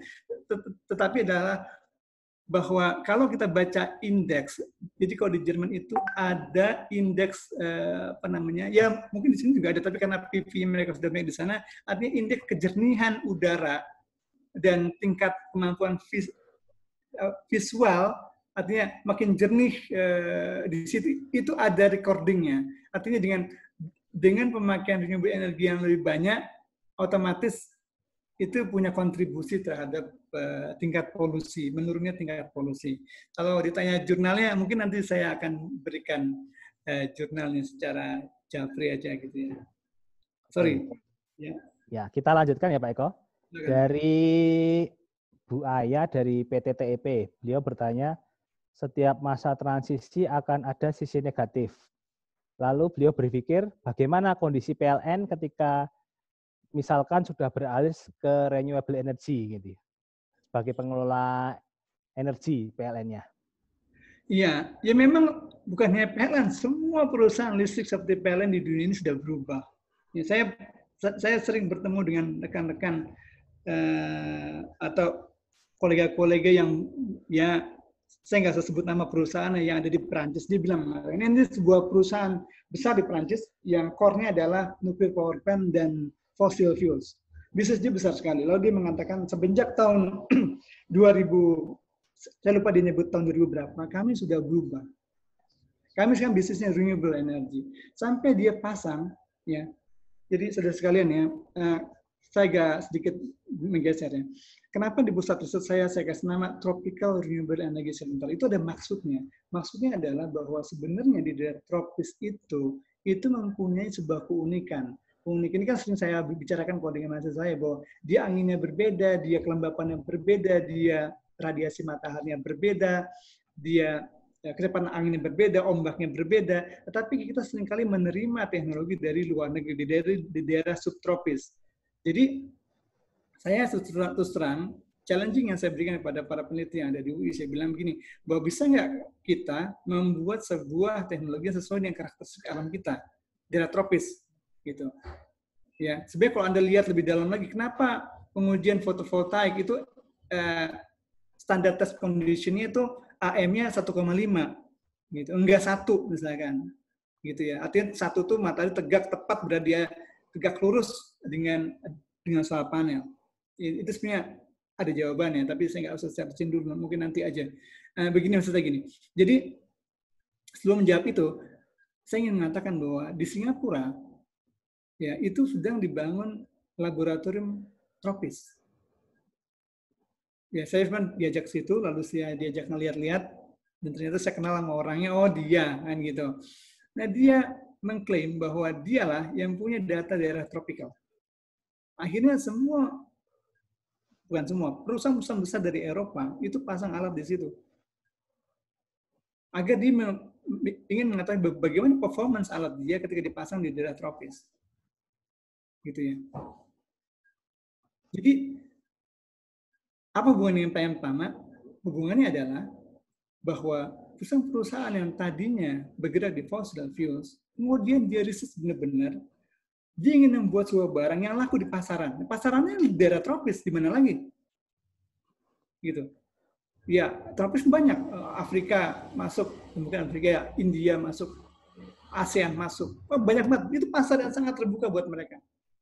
Jadi, ada sebuah perubahan, itu makanya transition, berarti harus move on, harus merubah pola bisnisnya juga, harus merubah konsentrasi bisnisnya juga. Jadi saya terus melihat banyak sekali orang yang berubah karena melihat masa depan. Nah maka saya, ya ini sudah diskusi dengan banyak orang-orang juga di PLN. Mereka juga menyadari bahwa ini nggak mungkin dibendung, ini adalah sebuah global trend, ini udah sebuah mega trend yang nggak mungkin bisa dirubah, nggak mungkin bisa dilawan. Maka PLN harus berubah. Yang berubahnya adalah ya bagaimana cepat-cepat membuat strategi yang baru. Gitu. Jangan takut jangan takut jangan takut. Ya harus cepat mengalami perubahan, berbuat secepat-cepatnya. Karena kalau dia mau, dia bisa bisnis juga di bidang PV. Karena kenyataannya begini, kalau sejujurnya kalau Anda lihat bahwa orang-orang di PLN setelah dia pertama direktur setelah dia pensiun tuh mereka juga banyak bisnis di bidang PV kan gitu. Jadi saya sebenarnya mereka tahu bahwa ini sudah nggak usah dibendung. Jadi saran saya adalah bagaimana yang muda-muda di PLN ini mulai mempersiapkan diri untuk melakukan perubahan, menyiapkan perubahan. Ya strategi silakan dibuat kan gitu. Jadi mulai dari mungkin tarifnya akan jauh lebih fluktuatif atau mungkin membuat skenario dynamic pricing dan sebagainya. Jadi menurut saya saatnya udah harus berubah. Dan saya melihat PLN yang saya mengajar di sebuah kelas yang sebagian besar juga orang-orang dari PLN, dan mereka meyakini bahwa ini memang sudah saatnya berubah kan gitu. Mungkin demikian. Oke. Kemudian masih melanjutkan dari pertanyaan yang sebelumnya tadi bahwa sisi negatifnya apa ketika masa transisi. Pertanyaan selanjutnya, kalau di industri itu kan banyak beban induktif. Lalu apakah bisa digunakan Pak listrik dari renewable energy itu gitu? Ya, selama dia gini, induktif itu apa sih? Maksudnya bahwa induktif bahwa listrik yang mengalir atau arus yang mengalir kemudian diubah menjadi reaktif atau berubah menjadi magnetic field kan gitu kan? Benar kan? Jadi induktif kenapa? Karena dia dibutuhkan untuk menggerakkan motor-motor. Motor-motor membutuhkan sebuah konversi dari arus menjadi magnetic field, medan magnet. Karena di industri membutuhkan itu. Kalau kita menggunakan inverter bisa saja, ya karena inverter menggunakan arus bolak-balik. Jadi nggak ada masalah ketika Anda menggunakan sebuah PV-nya masuk ke dalam sebuah inverter yang besar gitu ya, yang berkapasitas besar, selama inverternya masih bisa memenuhi kapasitas dari motor-motor listrik yang induktif itu ya pasti bisa, nggak ada masalah gitu. Tapi kalau dia menggunakan DC ya itu nggak bisa ya, itu nggak bisa ya. Oke. Demikian Pak. Kita lanjutkan ke Pak Imin dari PT Rekin, Pak. Bertanya bahwa beliau sedang mengerjakan proyek geothermal power plant. Saat ini sedang kesulitan untuk mendapatkan sumber energi listrik karena lokasinya sangat remote area dan harus menggunakan genset. Nah, menurut Bapak itu kira-kira cost yang dibutuhkan per kVA-nya berapa agar bisa dibandingkan apple to apple dengan genset, gitu Pak? Iya, ya tentunya pasti membutuhkan studi yang lebih detail ya untuk bisa menjawab pertanyaan ini ya. Tetapi saya mungkin bisa menjawab begini, oke, ya gini, bahwa energi terbarukan yang sangat efisien adalah energi terbarukan yang ada di daerah tersebut. Jadi jangan sekali memaksa-maksakan pemakaian PV, sebenarnya PV-nya nggak optimum, nggak bisa mencapai nilai optimumnya di situ. Jadi kan karena renewable energy adalah site specific, artinya dia sangat spesifik terhadap tempat di mana dia ada, maka itu menjadi optimum, maka dia menjadi harganya COE-nya relatif rendah. Nah kalau misalkan di site itu memang tidak ada sumber energi lain, misalkan kalau geothermal kan di gunung-gunung ya Pak, mendung dan sebagainya. Saya rasa memang itu akhirnya tidak efektif untuk menggunakan fotovoltaik misalkan. Akhirnya cost-nya terlalu besar, inisial cost-nya terlalu besar, berarti Anda membutuhkan juga baterai yang cukup besar. Akhirnya itu tidak efektif. Saran saya, ya kenapa? Halo? Ya, monggo dilanjut Pak. Ya, saran saya kalau memang nah gini, jadi kalau tetap menggunakan genset ya sudah, karena tuh akan menjadi lebih menjadi lebih murah ya. Kecuali memang kita punya data di situ, oke di situ ada mikrohidro misalkan, atau di situ misalkan ada angin yang lebih kencang, atau mungkin ada matahari yang relatif lebih tinggi di situ, itu baru bisa kita hitung. Tinggal nanti diatur porsinya aja, berapa persen dari genset atau dari diesel generator, sampai batas mana cost of energy yang bisa tercapai dengan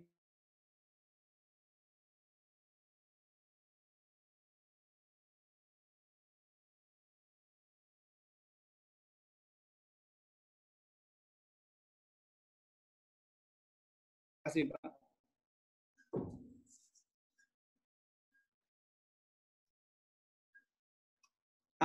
Ada lagi mungkin? Oke, kita lanjutkan Pak ya. Pertanyaan dari Pak Hidar Rahman dari NSYSU. Dari sisi research renewable energy, energi apa lagi yang sudah dikembangkan selain solar dan angin di Indonesia, Pak Eko?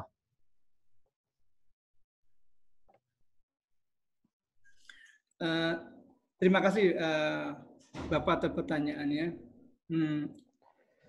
Yang saya lihat di Indonesia yang memang cukup potensial dan apa ya sebenarnya bisa diaplikasikan oleh masyarakat cukup besar adalah di bioenergi. Tetapi begini Pak, begini ya, saudara sekalian ya, mohon juga koreksinya bahwa saya melihat energi terbarukan di Indonesia itu kalau masih ujung outputnya itu masih kedua institusi, yang pertama adalah PLN, yang kedua adalah Pertamina. Misalkan kita menggunakan bioenergi. Bioenergi outputnya misalkan ke bahan bakar. Oh, yang beli bahan bakar adalah Pertamina. Lalu yang berikutnya adalah bioenergi untuk listrik, ya larinya ke PLN, misalkan gitu. Ya, maka saya melihat kalau dua institusi ini bisa support dengan support nanti bahasanya bisa memberikan harga yang relatif menarik, saya rasa semua akan bergerak ke sana. akhirnya riset itu akan lebih bergairah. Tanyaan adalah kenapa itu kurang bergairah? Karena mereka menilai nggak masuk harganya. Walaupun dia udah riset, tapi risetnya nggak bisa diimplementasikan. Orang udah tahu harganya masih terlalu rendah, Pak, untuk bisa ini. Jadi itu salah satu kendala yang membuat orang tidak tertarik untuk bisa meneliti lebih lanjut, gitu ya. Kecuali memang penelitian itu dibiayai oleh pemerintah secara independen, dan berarti tidak harus outputnya tidak harus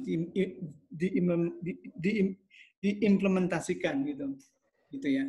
Jadi saya melihat bahwa PV itu sangat menarik, tapi PV yang mana yang mau di research? Bagian PV sistemnya mana? Saya mendorong bagaimana mungkin kita bisa membuat semacam konverter, ya, walaupun tidak harus yang canggih, ya. Inverter mungkin nggak harus canggih, tapi yang penting handal, gitu ya. Karena banyak inverter canggih yang mahal, tapi sebenarnya kita tidak membutuhkan fitur-fitur yang lebih detail, nggak perlu gitu ya. Kalau untuk riset soal panel terus terang, ya mungkin secara paper bisa, secara teori bisa, tetapi secara implementatif ini membutuhkan sebuah investment yang sangat-sangat besar. Gitu. Begitu juga dengan baterai. Jadi saya melihat begini Pak, bahwa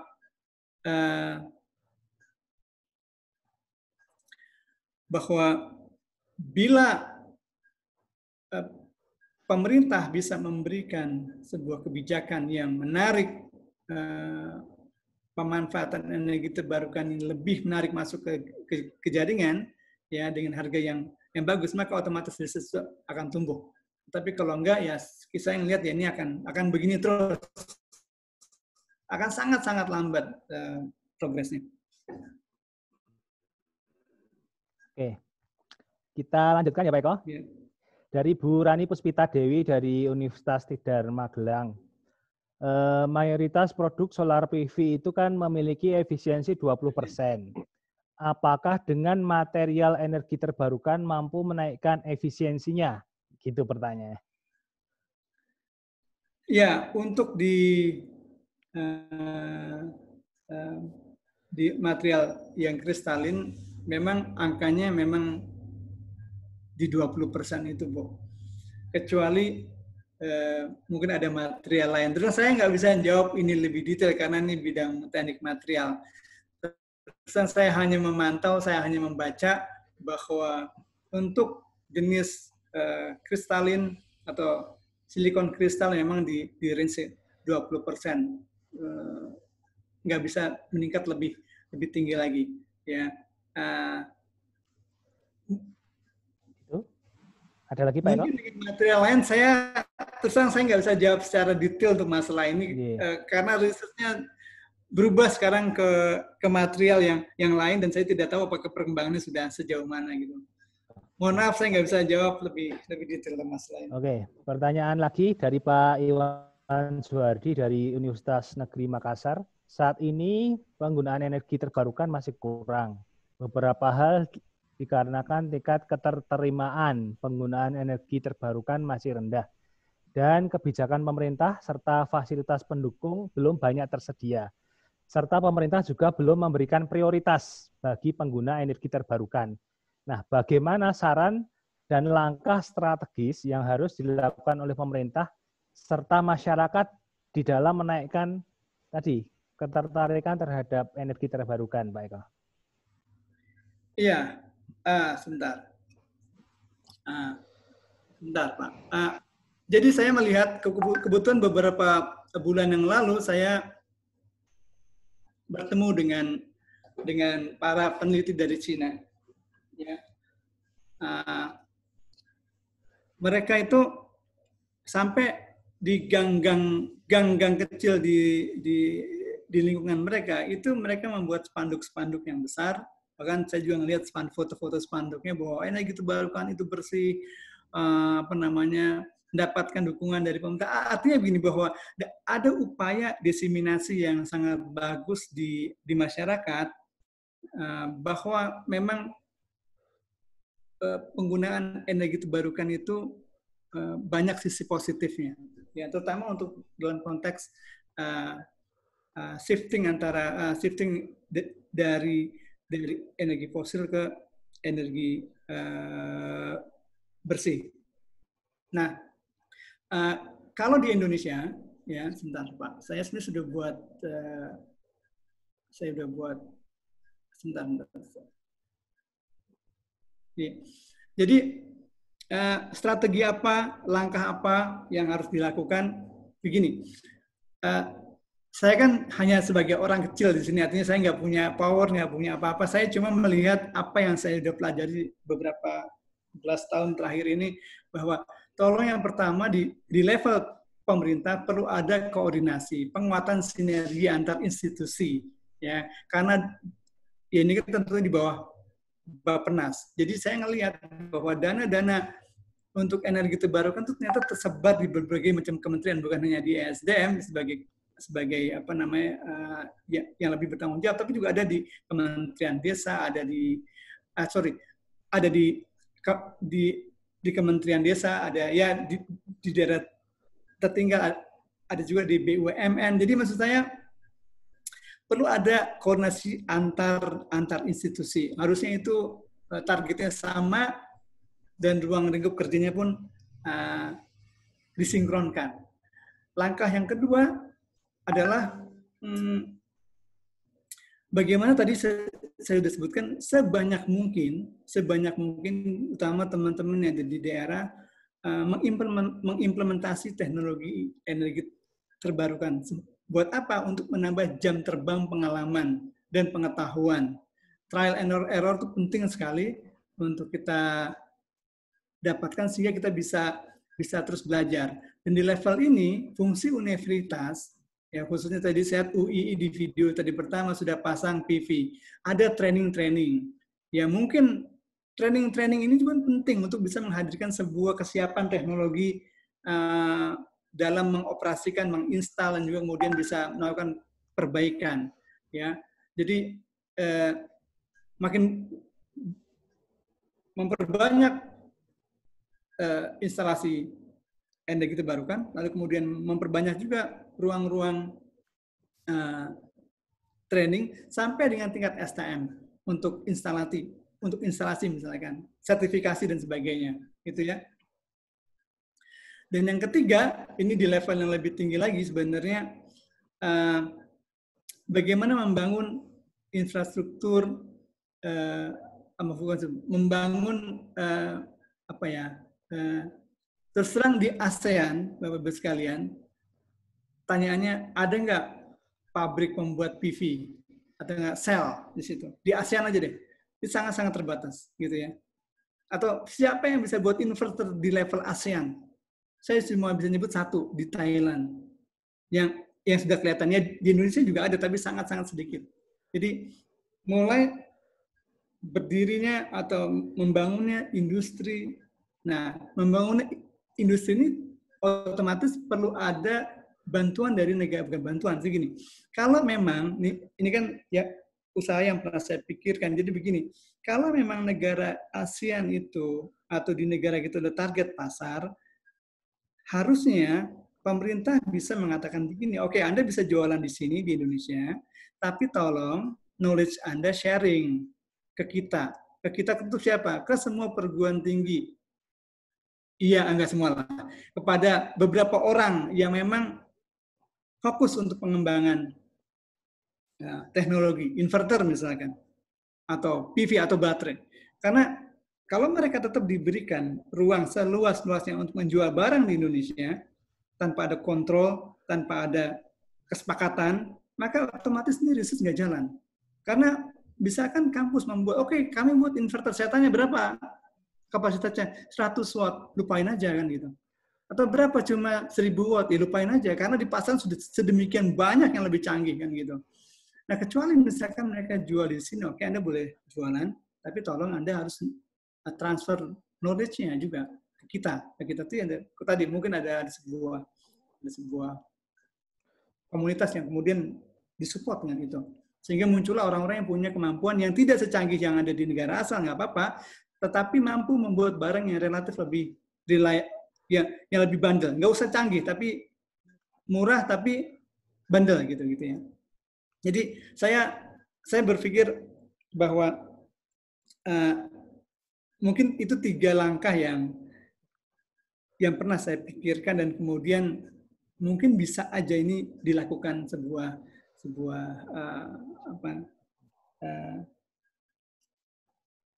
aksi nyata yang bisa diimplementasikan gitu. Oke. Gitu, Eko masih semangat? Ya, mudah-mudahan ya. Ya, insya Allah ini masih ada pertanyaan yang ingin dijawab oleh Pak Eko. Ini banyak pertanyaan dari rekan-rekan semua yang lumayan cukup banyak dan menarik, Pak Eko. Jadi masih tetap semangat ya, Pak Eko? Ya. Dan tolong ya, posisi saya di sini, saya juga belajar. Tolong kalau ada feedback, email sebenarnya kasih tahu ke saya. Saya terus tidak mau dalam posisi ini seperti orang yang paling tahu, enggak. Ya, siap. Jadi tolong kalau Anda nggak setuju dengan saya, Anda bisa bantah, Anda bisa email saya, atau kita bisa ketemu. Bagi saya forum ini sebenarnya timbal balik ya. Saya terus terang selalu memposisikan di kelas pun saya juga memposisikan seperti itu gitu. Jadi karena tiap-tiap orang mempunyai sebuah pengalaman yang baik gitu, yang baik. Oke. Kita lanjutkan ya, Pak Eko, dari Pak Mursid Hertanto dari swasta. Beliau bertanya apakah PLN itu akan mengembangkan jalur distribusi terpisah antara sumber renewable energi dan fosil energi, gitu pertanyaannya. Nah, menurut saya itu nggak ada best practice-nya di dunia ya. Nah, maksudnya terpisah. Itu sangat kalau jawabannya kan nih, kalau asumsi terpisah dan mati transmisinya juga terpisah begitu. Kalau begitu menurut saya sangat-sangat tidak efektif ya. Yang benar adalah sebenarnya bagaimana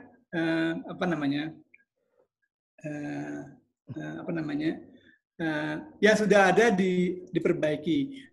Jadi gini Pak, Bu. Jadi ketika di Eropa memulai menyiapkan implementasi smart grid di Eropa, yang pertama mereka lakukan adalah melakukan perbaikan infrastruktur.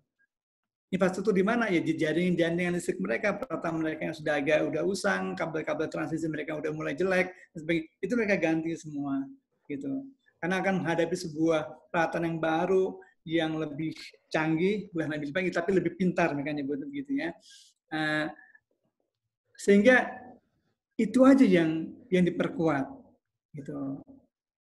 Nah, jadi nggak perlu dipisah-pisah, renewable atau nggak renewable, jangan, ya udah disatukan saja, tapi diperbaiki infrastrukturnya, gitu, peralatan dan sebagainya.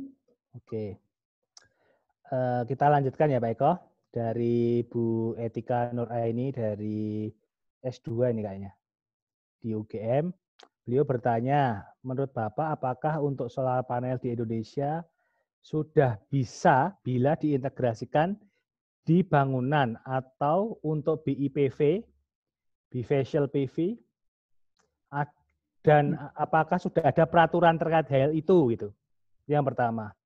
Yang kedua, untuk skala besar dan skala kecil kira-kira payback periodnya panel surya itu berapa sih gitu, berapa tahun ya? Terus apakah dari segi ekonomi menguntungkan atau bisa diterima? Lalu dampaknya apa terhadap sistem yang sudah ada? Pak Eko. Ya gini, jadi tantangan di level implementasi. Bapak-bapak dan ibu-ibu sekalian yang saya hormati, untuk konteks urban atau kota, ya, untuk urban atau kota, maka di masyarakat kota itu ada problem tentang keterbatasan lahan. Nah, sekarang teman-teman kita di Eropa dan di Amerika sedang bagaimana menyatukan antara PV dengan misalkan agrikultur. Mereka nyebutnya agrivoltaik. Ya, agrivoltaik. Tujuannya adalah bahwa agar tidak ada pertempuran antara luas lahan yang biasa digunakan PV dengan luas lahan untuk makanan. Makanan dalam arti adalah tumbuh-tumbuhan, perkebunan atau mungkin ladang. Jadi PR sekarang yang saya lihat, riset-riset yang sedang dilakukan di Eropa saat ini adalah bagaimana memboosting tentang bagaimana memanfaatkan benar kombinasi antara PV dengan perkebunan, PV dengan danau, gitu. Danau dalam arti bahwa tadi saya sudah katakan bahwa PV yang di atas danau itu ternyata menarik ikan-ikan untuk datang karena kenapa? Karena siang-siang itu panas sekali di atas danau, kemudian ikan-ikan itu pada berada di bawah floating PV. Nah, sebenarnya bisa diriset lebih jauh apa hubungannya, lebih benefit atau tidak, kan gitu. Apakah perlu dibangun sebuah pertambakan yang lebih efisien untuk dipakai, yang di atasnya digunakan bifacial photovoltaik khususnya untuk yang floating. Berarti PV dipasang di atas danau, ikannya pada ngumpul gitu Pak ya? Atau bagaimana? Ada ngumpul, banyak di situ, berinteraksi di situ karena kami juga lihat sehari-hari.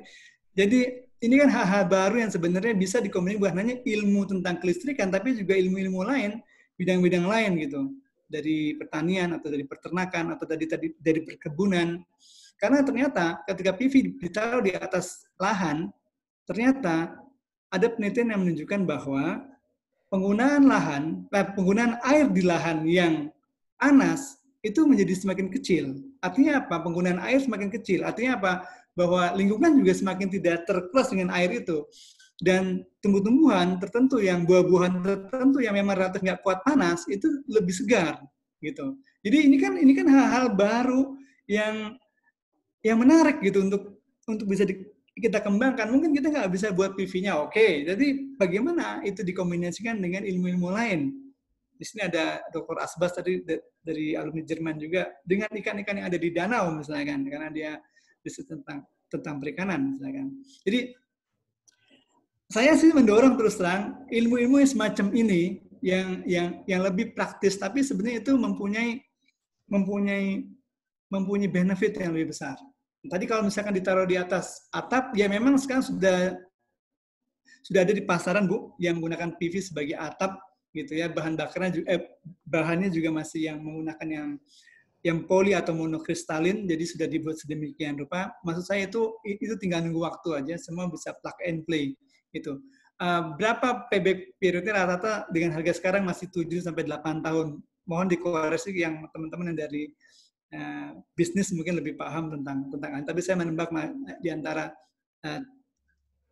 6 sampai 8 tahun payback periodnya. Nah, mungkin itu nggak bisa menjawab semua, tapi saya ingin memberikan sebuah ilustrasi bahwa proyek-proyek EU sekarang lebih mengkombinasi antara isu urban memanfaatkan energi terbarukan dengan lahan. Satu faktor yang menjadi masalah di bioenergi adalah, jadi ada sebuah penelitian di Belanda, mereka membuat semacam ranking power density. Jadi yang paling buruk menurut mereka, bukan paling buruk ya kasihan, paling jelek power density dari sebuah sistem energi terbarukan adalah bioenergi. Kenapa? Karena bioenergi power density-nya rendah, artinya lahannya luas sekali. Power density kan daya per meter persegi, artinya dayanya kecil, tapi lahannya tuh gede banget. Nah, saya pernah lihat kejadian serupa di Malaysia waktu itu saya sempat diundang ke sana. Dia manfaatkan landfill dari sampah. Jadi di atas landfill itu kan sampah tuh sebenarnya. Di atasnya dipasang fotovoltaik. Jadi dikombinasikan sedemikian rupa agar lahannya bisa lebih dimanfaatkan. Gitu ya.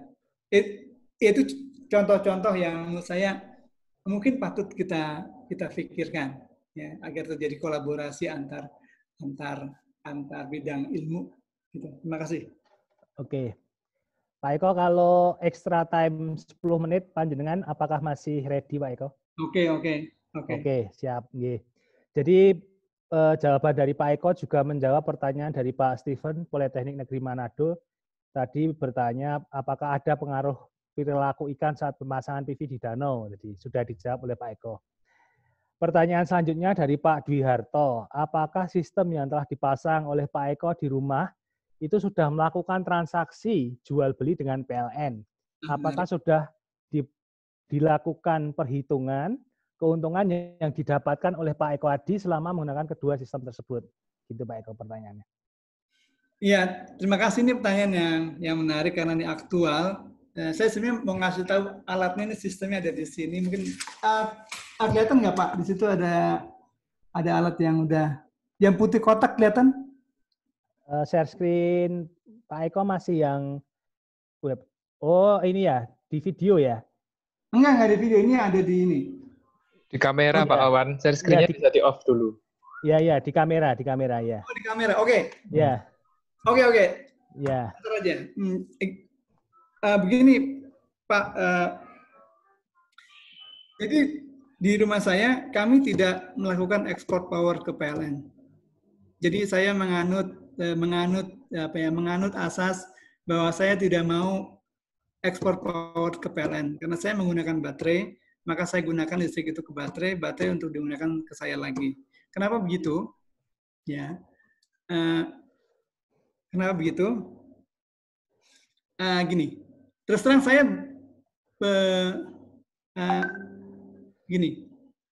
terus terang saya tidak mau melakukan itu karena bagi saya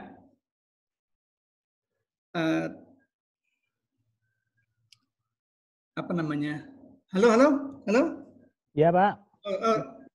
Masih dengar ya? Masih Pak. Ya masih. Jadi ketika saya buat, jadi sistem ini sudah 2 tahun Pak, saya gunakan di rumah saya, gitu ya, sampai hari ini.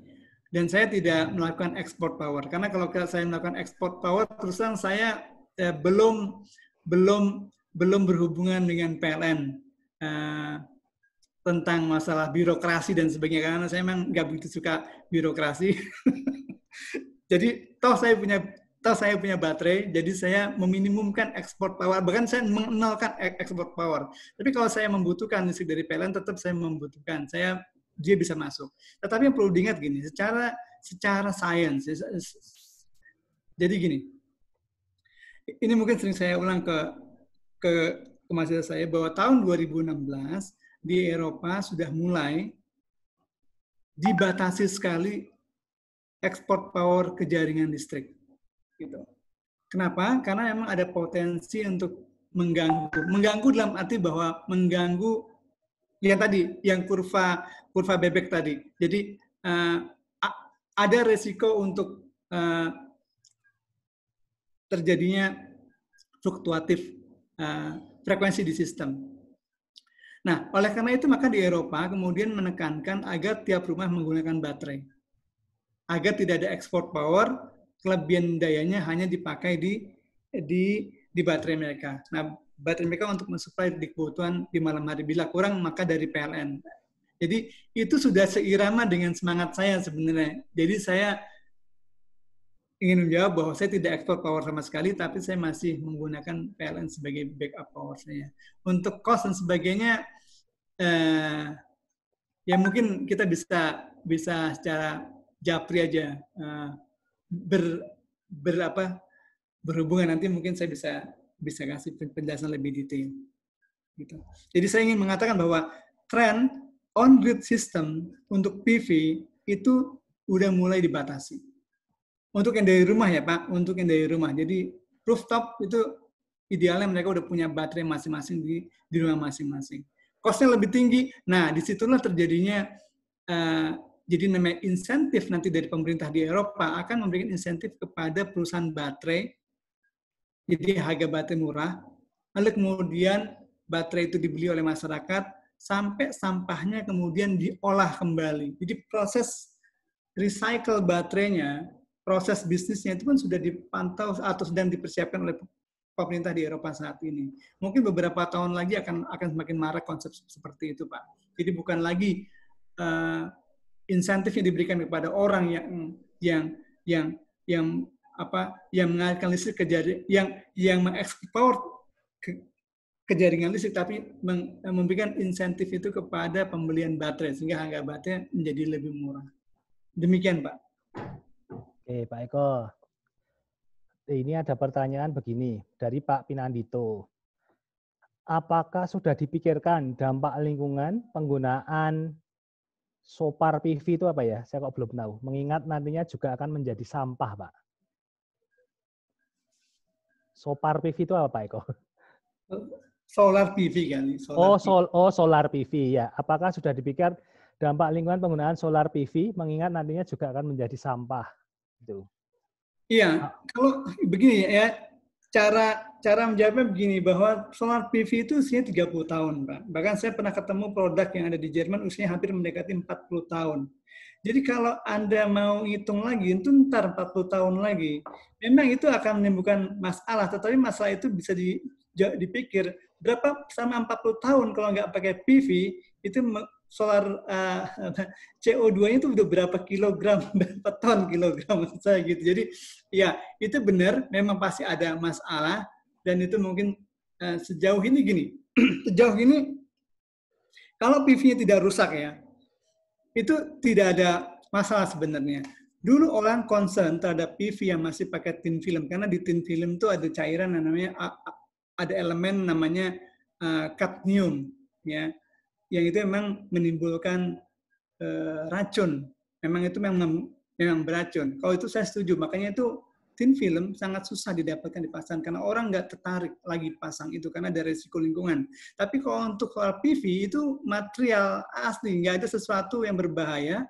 Jadi selama dia nggak pecah, selama dia nggak itu pun hanya sebagai apa ya? Sebagai benda material yang tidak memberikan dampak yang signifikan. Sehingga orang mikir ini nanti buat apa? Seperti kita ibaratnya genteng. Itu genteng buat apa ya nanti kalau udah nggak kepakean gitu ya. Ya saya mikirnya oke, ya mungkin nanti bisa dipersiapkan, tetapi saya melihat tidak ada satu hal yang patut terlalu diragukan karena di usianya bisa sangat-sangat panjang. Oke, Bapak, Ibu, partisipan semuanya, berhubung ini keterbatasan waktu, nanti kalau misalkan Pak Eko, mohon maaf sebelumnya, kalau misalkan pertanyaan yang tersisa, itu nanti Pak Eko jawab di WA Group yang telah kami buat, kira-kira Pak Eko berkenan atau tidak? Ya, mudah-mudahan bisa kan tidak banyak ya pekerjaan, tapi saya lebih senang terus terang. Ya. Apapun bapak-bapak, ibu-ibu yang ada di sini, kalau bisa main ke kampus UI, Anda bisa lihat sistemnya. Saya sangat senang siapapun bisa, karena saya memang suka diskusi dengan siapapun orangnya, entah dia, karena banyak kolega-kolega kami juga terusan datang dari luar negeri. Tapi yang baik datang kenapa dari luar negeri kan gitu? Harusnya kan dari dalam negeri juga. Terus barang yang kami buat itu yang DC On itu udah dipesan oleh pihak dari Amerika sebanyak 3 buah. Harusnya saya tahun ini harusnya pergi ke Amerika untuk pasang itu. Dan itu merupakan sebuah apresiasi sebenarnya bahwa ternyata produk kita, prototipe kita itu dilihat sama orang lain gitu. Jadi hal-hal gini sebenarnya saya lebih senang kalau orang-orang dari Indonesia sendiri yang bisa ngelihat sistem itu, sehingga kita bisa langsung ya uji coba dan dapatkan feedback sehingga alat ini semakin hari semakin bagus. Oke, mungkin ini pertanyaan terakhir ya. Nanti untuk pertanyaan selanjutnya tetap akan terjawab oleh Pak Eko, namun penyampaiannya nanti akan disampaikan via grup WA yang sudah kami berikan ke Bapak Ibu semuanya. Nanti insya Allah akan dijawab ya Pak Eko. Kemudian ini sebelum acara ini berakhir, ini masih ada satu pertanyaan lagi, yakni mengenai solar panel apa yang recommended dan harganya terjangkau yang dijual di Indonesia. Mungkin butuh ini Pak Eko, butuh penggambaran atau pendeskripsian PV yang bisa digunakan yang harganya bisa masuk itu yang seperti apa gitu. Gini aja Pak, Bu, lebih baik kalau beli PV cari yang garansinya ada. Mau nggak kasih garansi? Itu mungkin Pak cara yang paling enak. Saya bisa kasih rekomendasi merek tertentu, tetapi kan tidak baik.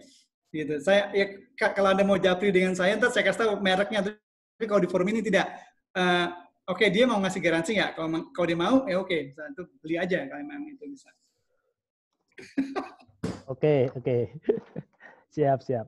Oke, demikian Bapak Ibu semuanya. Karena keterbatasan waktu, nanti untuk pertanyaan Bapak Ibu yang belum terjawab, nanti Pak Eko akan jawab via grup WA yang telah kami buat. Insya Allah nanti akan terjawab semuanya. Oke, karena berhubung waktu kita yang terbatas pada sore hari dan harus berakhir,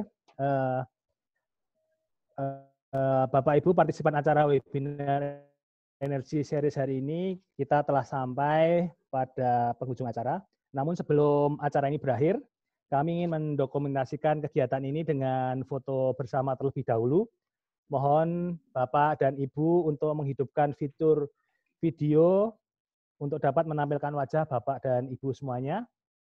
Mohon kepada Pak Husen dan tim dari Prodi Teknik Elektron untuk dapat mengarahkan proses pengambilan gambar. Silakan Pak Husen untuk bisa Baik, mengambil gambar. Mohon izin Bapak Ibu, bisa dinyalakan kameranya ya. Kamera dan juga ataupun foto, foto juga nggak apa-apa, foto profil picture gitu ya. Kita akan take sebentar, mungkin 5-6 kali untuk videonya, untuk fotonya. Kita mulai dari yang pertama, Baik, 1, 2, 3. Oke. Yang kedua, 1, 2, 3. Oke. Foto ketiga, 1, 2, 3. Oke. Foto keempat, 1, 2, 3. Oke. Foto kelima, 1, 2, 3. Oke, terakhir foto terakhir, 1, 2, 3. Ya, cukup Pak Wawan. Alhamdulillahirrahmanirrahim, kita telah sampai pada penghujung acara sore hari ini. Perkenalkan saya selaku moderator mengucapkan permintaan maaf apabila dalam memandu acara webinar siang hari ini banyak salah kata yang terucap. Saya mohon maaf.